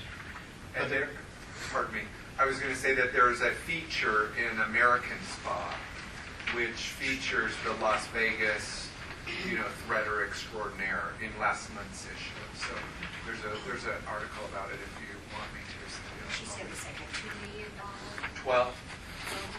$12 million industry for her. It was pushed heavily by professional lobbyists, funded by Indian company, India company, that have come to the United States and are opening kiosks and establishments throughout the United States. So this is big bucks for them. They wanted to be completely unlicensed when the legislation went down in 2009. We resisted, and eventually they agreed to just be certified under our chapter, so we'd have rights to inspect them, to at least make sure the sanitation and the infection control is up to standards. These regulations now allow us now to go in and do the inspections, make sure they use the string only once, they wash their hands when they're supposed to, that kind of thing. There's nothing new here. This is not groundbreaking stuff. It's just making sure that... No, I just wondered when you're walking through the mall, Yeah, where the water is to wash your hands. Well, they have to be... What we don't have control right now is we can't even require them to be within 100 feet of a restroom. Mr. Jimno, do they need to comply with 307, 644 307? Because can they take a kiosk and have a portion of that kiosk used by somebody else? Like, could I essentially do my kiosk for threading, but then have a body piercer on the other side of my kiosk? No. The kiosk is a standalone kiosk. So in our determination that their establishment is located, we can say the first thing is it doesn't fit our sanitation issues because we can't guarantee it's safe. So I guess you're saying that just so I'm real clear, because I'm not, is the small business statement, when you list the proposed NACs, those are NACs that are going to change based on the guidelines? Yeah, the NACs listed are really the same same sections that are included in the actual wording that we sent to the LCD. Oh, okay. And the lawyers have now looked at it and said, this fits your code and the wording is proper. If you see, if you want to go through them in detail, they're not very complex. No, I saw that now. I see it now. Yeah, 320, it just adds the words, in the normal cosmetology establishment section of 644.320, it adds the words, each kiosk or standalone facility in which a person engages in the practice of threading, cosmetological establishment or school of cosmetology must have fully operable toilet. And in this case, the kiosk doesn't have a toilet, but our requirements in establishments, it's got to be within 100 feet. And there's another section that covers that, within 100 feet of a toilet, restroom facility. And the reason we do that is so people not only have access to a restroom, but they have the ability to wash their hands with soap and water. So those are the minor changes. They're just add-ins to existing sections. And they're very straightforward, and they're just basically, most of them are just very, very basic. And the end is great. Mr. Curtis, is there anything you can add to that? Is there anything you can add to that, that these are just basic infection control? Right, for any establishment. Yeah, for any establishment. But we couldn't say, the real addition in most of them are a standalone kiosk or a standalone Facility. threading facility. That's the only real change. Because without those changes, we can't visit and say you're held to this section. And have we noticed that they may not, have we actually inspected spreading kiosks yet? He hasn't had the authority to. We haven't. We can we visit and see if they're certified, they're on our list, take a look at what they're doing, but we have no authority until these come pass. So the center, which is designed to give us the authority, please. Well, the NRS is where we made the change. These now are regulations allow us to go in and say, hey, how come you don't need to You're use these beholden streets? to the board. Damn it, he's got, she's recording. Oh, sorry.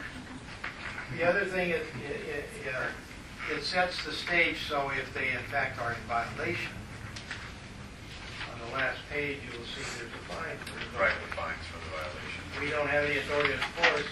They're not licensed, but we now, with this particular regulation, we can cite them for failing to comply.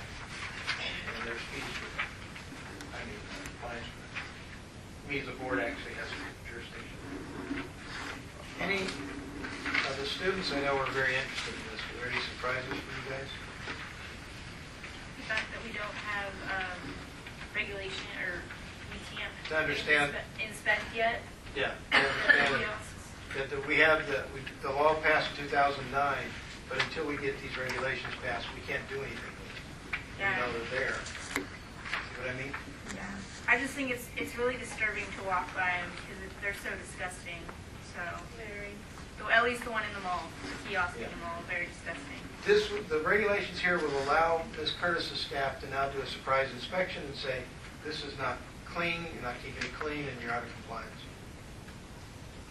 And once the regulations are put in place, anonymous complaints can always be accepted.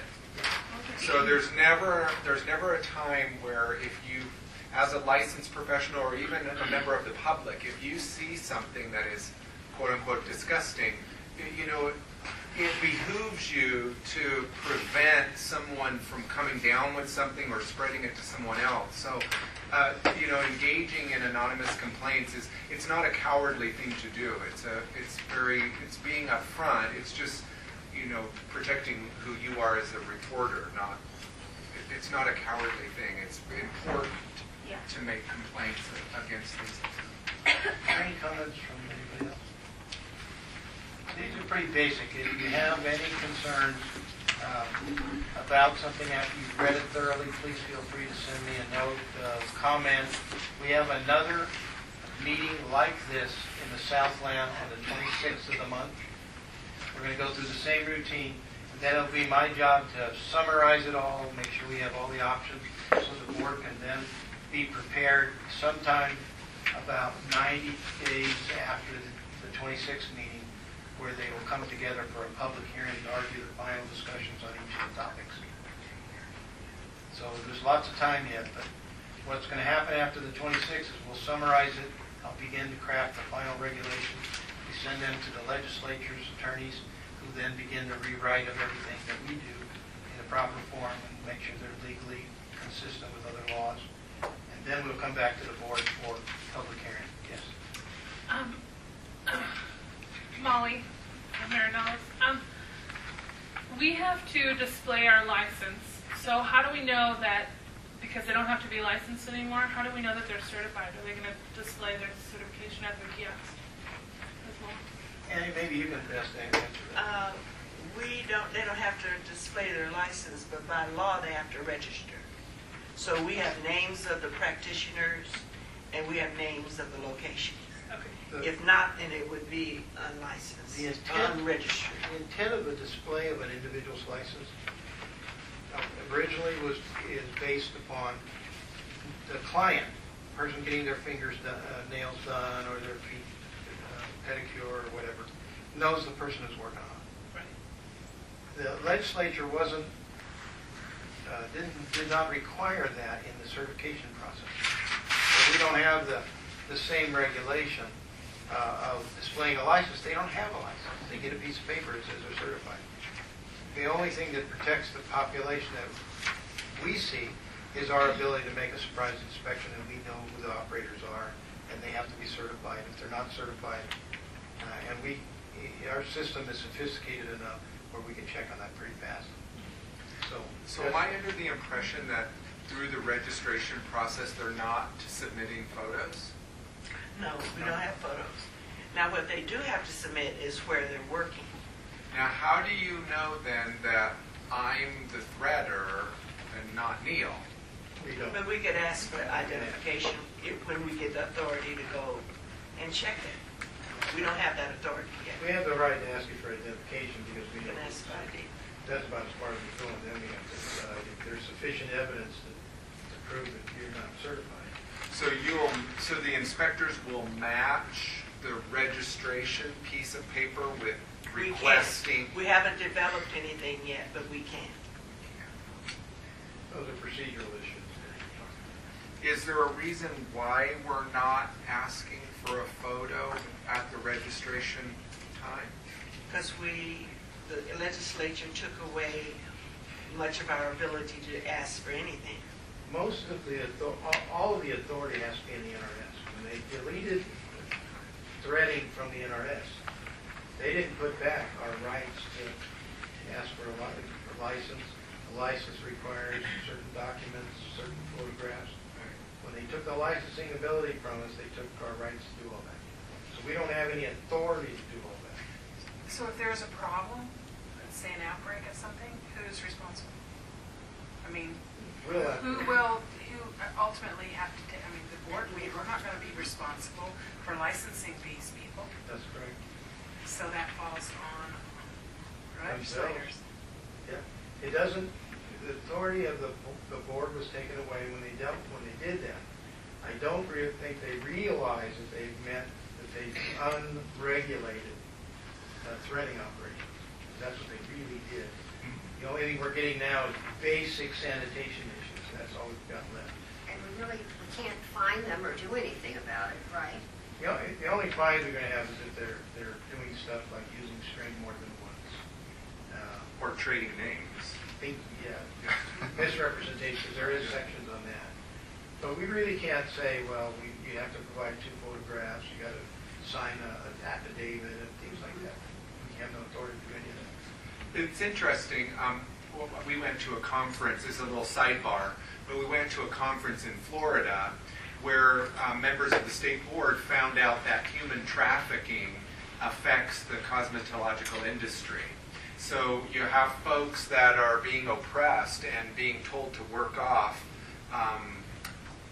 coming over to the United States or even within the United States. And it's interesting that now that we don't have a picture on a license for someone who's providing services in the state of Nevada, how that kind of opens the door to a human trafficking situation, because you can't actually match up the individual with the license. So all of a sudden, and this is just a sidebar, I'm actually noticing that there is an avenue right in that particular part of our industry that could potentially, have a human trafficking element to it. Unless I'm mistaken.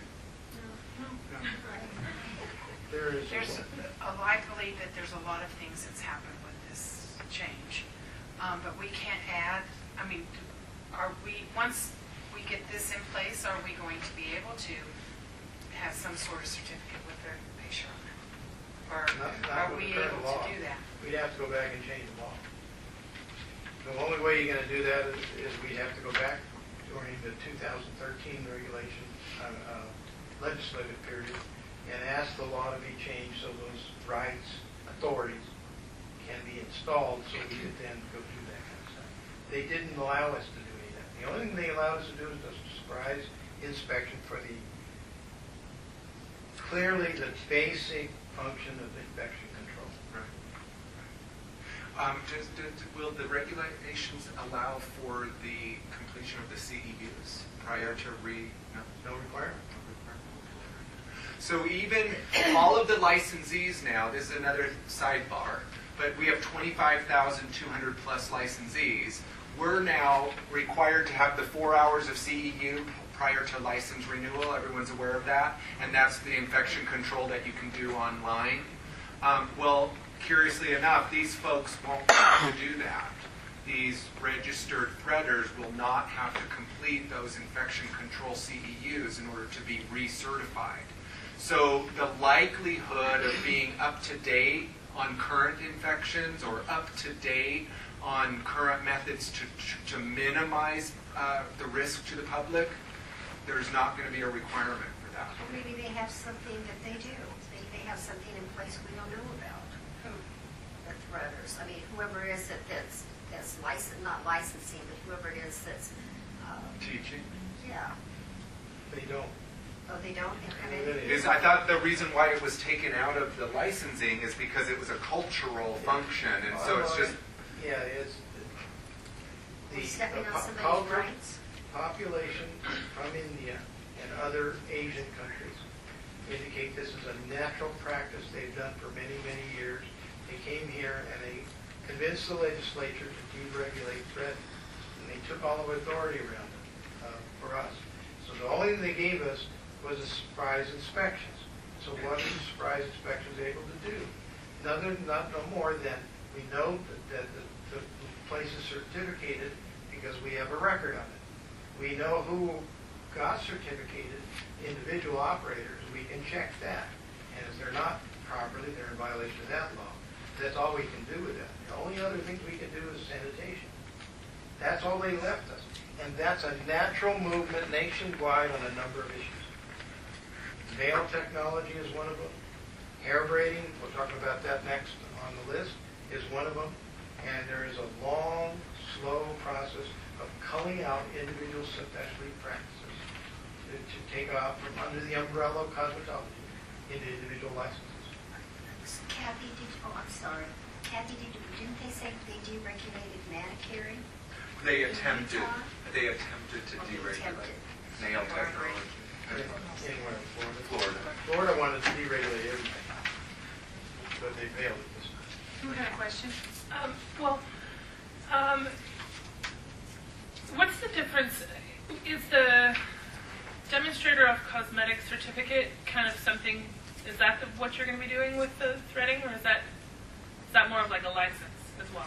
The demonstrator of cosmetics is a license. Oh, okay. So you'll have a picture ID And on they take an exam. Yeah, they take it down. Sanitation exam, right? Yeah. the threader will come in and report their name and receive a registry acknowledgement. Did they Is do that it? something that, I don't know very much, but is that something that, Okay, the threader doesn't receive anything from us. They give us, They register sign with us. a registry sheet that we take. And so we're just verbally acknowledging the fact that they're registered. We give them a letter or something.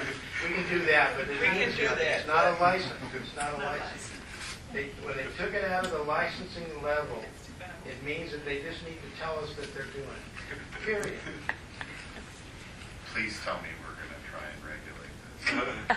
Well, we The lost. most we can do, I think, Right, in 2013. well, that's a board's call. Board can have.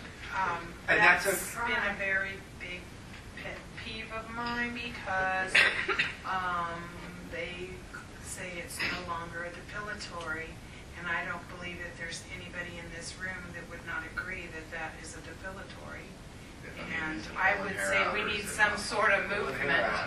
Well, the first move by the legislature was to define it as a non-depilatory. Non-chemical depilatory. No, they just said it's not a depilatory, period. Oh, wow.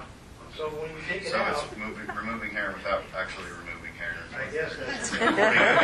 My understanding, I'm correct. Just trying to get a grasp. Yeah, that's a good grasp right I there. understand it's politics, but it's not logic. Right. So heavily lobbied, you said. Heavily lobbied. So there was They one. hired lobbyists at a great deal of money to get the lobbying program very hard. It was a surprise sabotage to us. Our chapter was open for other legislators, and they snuck it in at when we. The last second. And so we were defending our position without even knowing it was coming. Okay, so is there any comments about the regulations? If you don't have any today, you're welcome to send them to me, to either office, and they'll be forwarded to me to put in the minutes or into consideration for the board to look at. Obviously, they have concerns about regulations themselves, and we'll have dialogue on that. And just as a friendly reminder, I do represent aesthetics on the board, and I believe personally that threading is a depilatory, and any comments that you might have, if that's something that you feel, if threading is a depilatory for you, writing that into Mr. Gymno would be an excellent way for us to kind of accumulate some more background on this particular matter. Okay, the next item is hair braiding. I know some of you want to go after that dialogue, you don't have to stay anymore. The hair braiding was another one just like threading, except it didn't go as far back, as far into the repeal of the authority of the board. Hair braiding was brought in after we had opened SB 193 in the Senate, and it was introduced after the Senate approved our bill. When it went to the Assembly is when the hair braiding was installed as an amendment to the bill. That's when we got involved in dialogue. The original impact or intent of the amendment was to deregulate hair braiding period like California.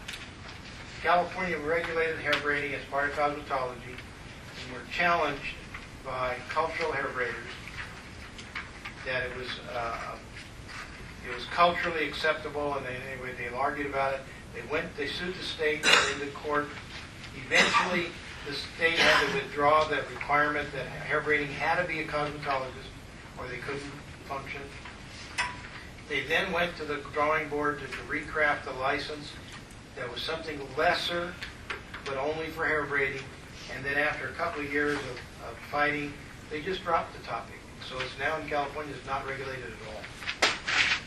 So hair braiding is allowed in California. They're allowed to open establishments. So they came to Nevada and wanted to do the same thing they were doing in California. I put up an objection. We got a couple of compromise discussions. We did kept it in under a license. We kept it under our chapter. But the difference is you can now be a hair braider without being a full cosmetologist. And you can be licensed if you're a number of different ways. One way is that you have to take 250 hours of training at a reputable school in infection control, the hair, body, and skin, caring of hair, body, and skin, the scientific basis for skin and how it works and that sort of thing. And then, what was the last section, Annie, do you remember? It was infection control, Nevada law, hair, body, and skin, and then 50 hours of practice on humans under supervision of an instructor. So instead of being a full cosmetologist or a hair designer, you can now be a hair braider in Nevada. And most of the regulations were put in the law in the NRS, so we don't have to do much with them, but we're replicating what's in the law. In the law itself, they stipulated things like it has to be a license, what kind of documents you have to present, how old you have to be, that you got to be a U.S. citizen or legally capable of residing and working in the United States, those kinds of issues. So the only difference is instead of being a full cosmetologist or hair designer, you can now be a hair braider only. The regulations that we've included in this are a summary of the regulations that are coming out of the statute. They're already there. But we're just aligning the regulations in the NAC with those that are in the NRS, the Nevada Revised Statutes, so they comply with each other. And then basic sanitation issues regarding how hair braiders are, the cleanliness, what kind of establishment, do you have to have a shampoo bowl or not, that kind of thing. So those are the regulations that are proposed here. If you look at them, the sections we're recommending changes to, there's only a couple of them. There's on page 2 of the small impact, business impact, there's 056 of the NAC that they have to renew the license every other year. The place of practice has to be within a cosmetological establishment or where they can work. And then the one that's got 3 X's is a section that has to be added by the legal authorities at the LCB that will talk about the law requires them not to be able, they're not allowed to trim hair except for when they, when they do extensions to make them look right or even, they can trim those, but they can't cut people's hair and style it and get them ready for extensions. They can't do any of that. They can't bleach, glue, extensions. They can't do any of those kind of things. So that section, we didn't know where to put it, but that's being recommended to the LCB for them to put it in one of the sections that shows the prohibition for hair braiders. And then we have fines for included, so when they violate all the other cosmetological issues, because they all still count, what the fines for those issues are. And when we talk about establishments, what that means is, much like threading, a hair braider can work in a cosmetological establishment as a hair braider. They used to be only cosmetologists or hair designers could do it. Now a hair braider can also work in the shop. And that they can only do certain kinds of activities. And in the law itself, in the NRS, if you should read it when it's published, it says exactly what they're allowed to do and what they're not allowed to do. And so the regulations we're proposing are aligning the NRS with the NAC so there's no conflict between the two. But the legislature has already added all the requirements we normally would add in. So this is pretty simple. There's a lot of people interested in hair braiding, but there's a lot of cultures that do hair braiding. The people who are pushing hard are the African American culture within the United States. But that's a small part of the bigger picture. The bigger picture is that braiding is done all over the world, all different cultures, and quite frequently you see it in Norway, in Malaysia, those kinds of places. So we took the posture that it's not a cultural issue, it's a practice. And so the practice is hair braiding. Whether you're white, black, green, blue, whatever the heck color you are, it makes no difference, it's the same thing. And the issues that we wanted to protect very, very carefully is that the hair braiders did not want regulation because their grandmother taught them for the last 25 years. But they really don't know anything about skin, makeup, and transfer of disease, and those kinds of issues. Or the fact, many of them don't even understand the practice itself can cause injury to the scalp in such a manner that when the pressure is wrong on the hair, that it pulls the follicles out and then causes permanent damage, non-repairable damage to the scalp. And sometimes children that are started too early can cause major problems to the scalp. And there's diseases that they should be aware of, like lice and rosacea and all these other diseases that the scalp may suffer. So our posture is, the law took into all those considerations for us. They were very good this time. The legislature made sure we had the authorities and the legal right to do this. And then the regulations we're now recommending are just cleanup work, very minor cleanup work to get the wording right. Any questions about it? I'm going to have a question real quick. How come we're not concerned with this 644.038, where it says what the establishment is? It says cosmetological establishment construed. The board does not construe cosmetological establishment to include, wouldn't that say cosmetological or hair braiding establishment? Yeah, and that's what they have to add. Those are Okay. They have to go into each section and add. Oh, so we don't tell them which ones. No, They pick we them out. recommend ones if we think we know already. Okay. But most of the time we don't. And the lawyers will go through each one and look for the places where that has to be inserted. Okay. So anytime that they would say cosmetological or hair braiding or Yeah. threading. Well, they do is they put commas between them. So it's clear. And that's what the section with the 3 X's in, Yeah. that's what that's involving. It talks about prohibitions. It talks about, the place of practice, 644-100 will define that kind of stuff. And then my concern is now can a hair braiding establishment lease or rent out space to somebody else? As long as the establishment for hair braiding. Well, like right now, cosmetological establishments can lease out space to massage. Yeah, we haven't included that. But can a hair braider You know, lease out space to a hairstylist?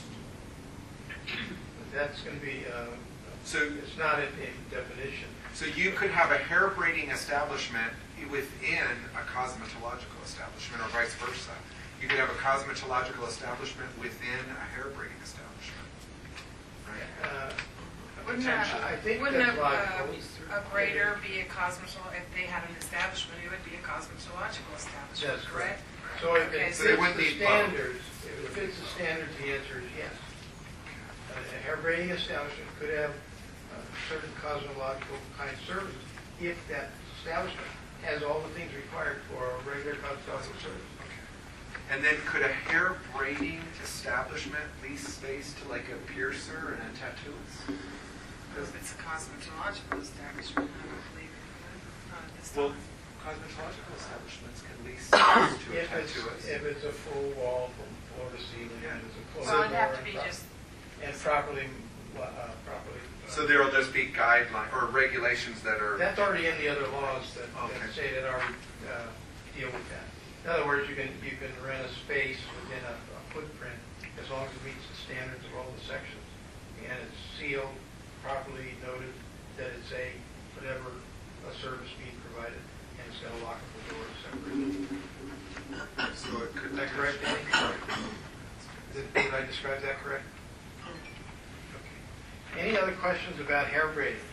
The law pretty much covered everything, so we really didn't have a lot to do, because the legal beagles went through our chapter in detail to dig it all out and say these are the requirements of it. All right. Now that brings us to the last, basically the last section, I think. If you look on, let's look at 4 for a minute. 644, 700 is nothing more than adding all the regulations that could be violated into the 700, 644, 700, which lists all the fines for any of those violations. That's all 700 gives us. So we did that. Including some sections that we were going to talk about in a moment that dealt with, remember the Credo blade that was outlawed? This puts the fine in for the Credo blade, the 700 list. So that's what those sections look at. And it also deals with failure to satisfy requirement of 395 of the NRS, failure to keep equipment clean and good repair. So those are just fines being added, as all those are. Okay? It's not, and the fines are consistent with what we do in other sections. So there's nothing unique about that. The last item is the repair work done in AB 202 that we had, we made revised regulations for, deal with problems we had in 2009 that were being corrected, that were hung up in this regulation development process, and we're finally getting back to it to finalize it. And some of the sections are cosmetologies not accept cosmetologies and not the law was very clear to me, but wasn't clear to certain licensees that apprentices, when you took an apprentice on, you can't charge them a fee like a school. The law was designed originally that if you decided to be here a cosmetologist, you own a shop in a rural area more than 60 miles away from the any kind of school, that you could apply to be an apprentice supervisor, get an apprentice to work in your shop, you can pay them, they became an employee of yours, you pay a minimum wage or whatever while you teach them. And then whatever they do, the cost of, the revenue from that services they provide come to you. That was the intent of it. So we found that some of the individuals were not telling us, but they were charging a fee to be an apprentice under their supervision, and they would charge several $1,000s, just like a school would. And then they would go into we found one case in which they went to the social welfare department and got the social welfare department to pay the fee, even though the fee was illegal to start with. So we end up putting a stop to that by clarifying in the regulation that you can't do that. The law is clear, and when both Ms. Curtis and I read it, and we just want to be more clear. So that's what the regulation on the apprentice program is. This is what you can do, this is what you can't do, this is what happens to you if a licensee who's an apprentice, a supervisor, violates the rules, there's a fine. Remember, there used to be a fine for a violation. They could screw up all they wanted, but just the apprentice got the fine. Now, the sections we added are the fines for violating the rules all we have. That was the first repair. You'll see that in in the second document, 117-10, it tells you what is being repaired. And then when you look at the wording of each of the sections, it specifically states what is being taken out and what's being added. We've clarified the apprentice program. We've clarified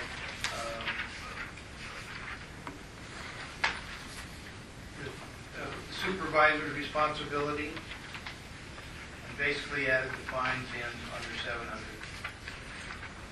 And we also cleared up some wording on if a student transfers from a school of cosmetology, or we took that out from an electrology school and is requesting to receive credit for courses taken from another electrology school, how that occurs. So we've made some minor changes. Nothing is earth-shattering. They're all minor stuff. But you have a copy of it now. If you see anything that bothers you, please let us know, because we're working with the LCB on these issues. Most of the fines are in this particular section of the fines. The apprenticeship program was being abused, improperly, and there was no fine for when you catch them doing it. So we've included those kind of issues. If you do it right, there's no problem, but if you do it wrong or illegally, there's a price to pay. And it's not the poor apprentice that's the only problem, it's the supervisor who's supposed to know better. And Mr. Jim, I just wanted to add too, on page 7, at the top of the page, the violation for using the terms advanced or medical in connection with any description of the person's practice in any branch of cosmetology, and that includes aesthetics, or otherwise holding the person out to the public as advanced or medical practitioner, will now have a fine. And once the regulations are approved by LCB. Mr. Leader brought this up a couple of years ago, and we've been slowly marching down the path to stop this practice. Because in spas now, we're seeing these people who are advertising as advanced or medical estheticians. There's no such license. There is no such position. And to get back even more important to your comment, Mr. Leader, on the 20th of this month, I'm meeting with 3 other boards, the medical board, the pharmacy board, and the nursing board, and our board. The executive directors are meeting with the Attorney General's office and the Governor's office to articulate the problem that's going on in the industry with this kind of stuff, and are looking forward to somehow going in 2013 with a joint legislative item of some type that clarifies all these issues at one time. So right now the boards sort of have their own little bailiwicks, but they don't cross the line in another area, and there's gaps between them that's causing us heartburn. And you guys complain all the time about, well, how come they're allowed to do this? Well, they're really not allowed until we catch them. And we don't really have a lot of authority to do much once we do catch them. We're trying to close those loopholes. But this is one of the ones that Mr. Leader led the discussion of the last couple of years. So it's in the final stages now. Thank you. Any questions about that? I know you've had a chance to probably review it while we've been talking all morning. If you have any input of any of these things, please let me know as soon as possible, because I'm already working with the LCB, which the LCB is a group of attorneys and coordinators that work with all the legislative bills, all the laws and regulations, and must coordinate them, being put in the right place, in the right format, in the right wording. And they didn't see anything wrong with our recommendations, just as, does the industry have any problem with any of it? Mr. Jim, who decided on these fines, the amount? They're consistent with myself. Yeah, myself and the staff who have worked with the fines all the time. We're just trying to be consistent about it. Although I was chewed out, glaring. yeah, I was chewed out by the Attorney General's office saying, you need to have that higher, it's not enough. So we increased them. So if anybody wants to see the fines increase, now's the chance to bring it up. Also, Vince, this would be the first time the school would be subjected to fines. You might want to discuss Oh, that. yeah. What section is that in? Thanks, Annie. We love to make public comment effective. The school, that's page 6. No, it is page 6. Yeah, if we should warn them. There is, it says schools of cosmetology, things that affects the schools. Failure to satisfy the requirements of 644-395. And what's that about? 395. Clean, operating, Oh, and good repair. we had problems in one school who always had broken pieces of equipment. They're supposed to have 10 hair dryers. They'd have 5, and 3 of them didn't plug in, didn't work, or got moved elsewhere. God knows where they went. Those kinds of things. So most of the schools are really good about this, but there's always the one that causes us heartburn. So that kind of thing. Failure to keep equipment clean and in good repair. There was a number of schools who, they had broken chairs and the students were still using them. Hair dryers that didn't work, but they were sort of dangling on with a piece of electrical cord holding the hood up, that kind of stuff. Failure to comply with the provisions of 310 to 365. I mean, those are all the regulatory things you're required to keep your equipment in good working order and clean, and they won't electrocute anybody and things like that. And staffing. Yeah, and we did have some schools that were violating the staffing requirements constantly. They weren't having enough instructors for the ratio, or they were qualifying student instructors in a way that weren't appropriate, those kinds of things. Any questions on that? These are all things that are all coming out of practices that people were getting in trouble for constantly. And then what we found was, unless you drag the school, here's a better thing for you guys. The only route I had prior to these minor changes is we couldn't just write you a ticket and say, you got to have more than 10 dryers. You can't have them broken down like this. So we're going to cite you, and it's going to cost you whatever, $100 or $200, fine. The only other route I had was to take the school before the board and have the whole license looked at. And we didn't think that's appropriate for minor violations. So the schools are now being held accountable to obey the rules, because the alternative for you, for me, was to take the whole school before the board and talk about malpractice or malfeasance. Just from an outsider's point of view for the schools, the thing that I'm going to think is going to be the hard thing for the schools to comply with is that all towels, after being laundered and sanitized, must be kept in a closed, dust-free cabinet that have fumigants. So, you won't be able to have towels sitting out on the counter at the shampoo bowl. They'll have to be in a closed container at the shampoo bowl. Sometimes I've been into a salon where they just pull a towel off that countertop. And that, just from that point of view, that's going to be off.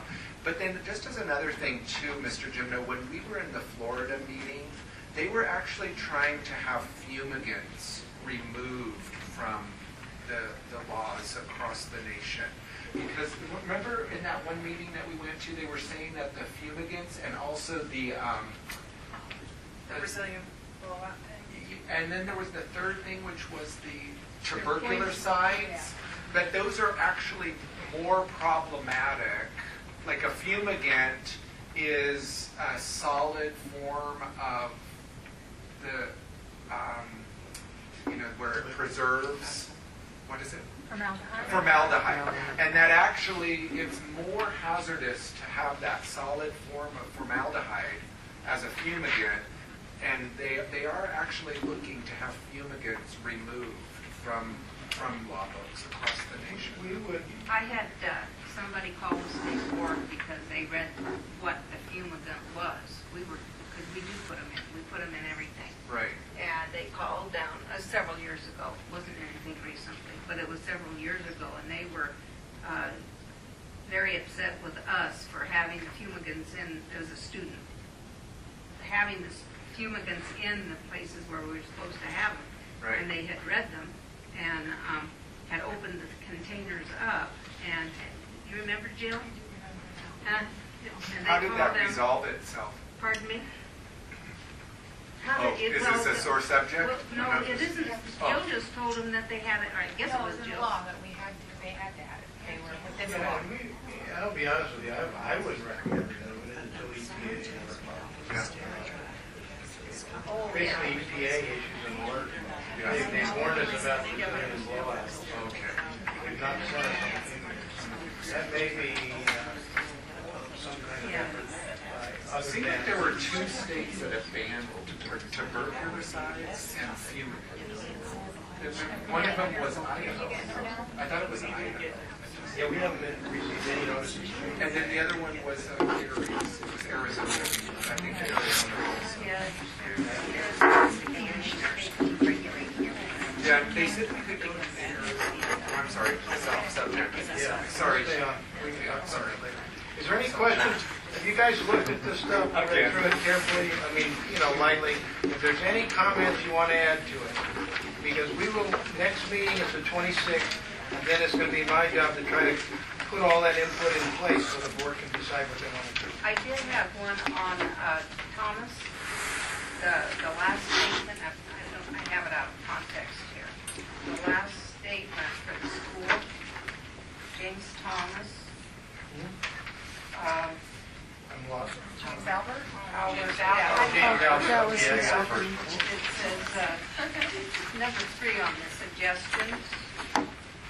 I thought that was pretty good. I thought you might like to know that if it was incorporated into our auditing, if you would like copies of our audits that we have to have done.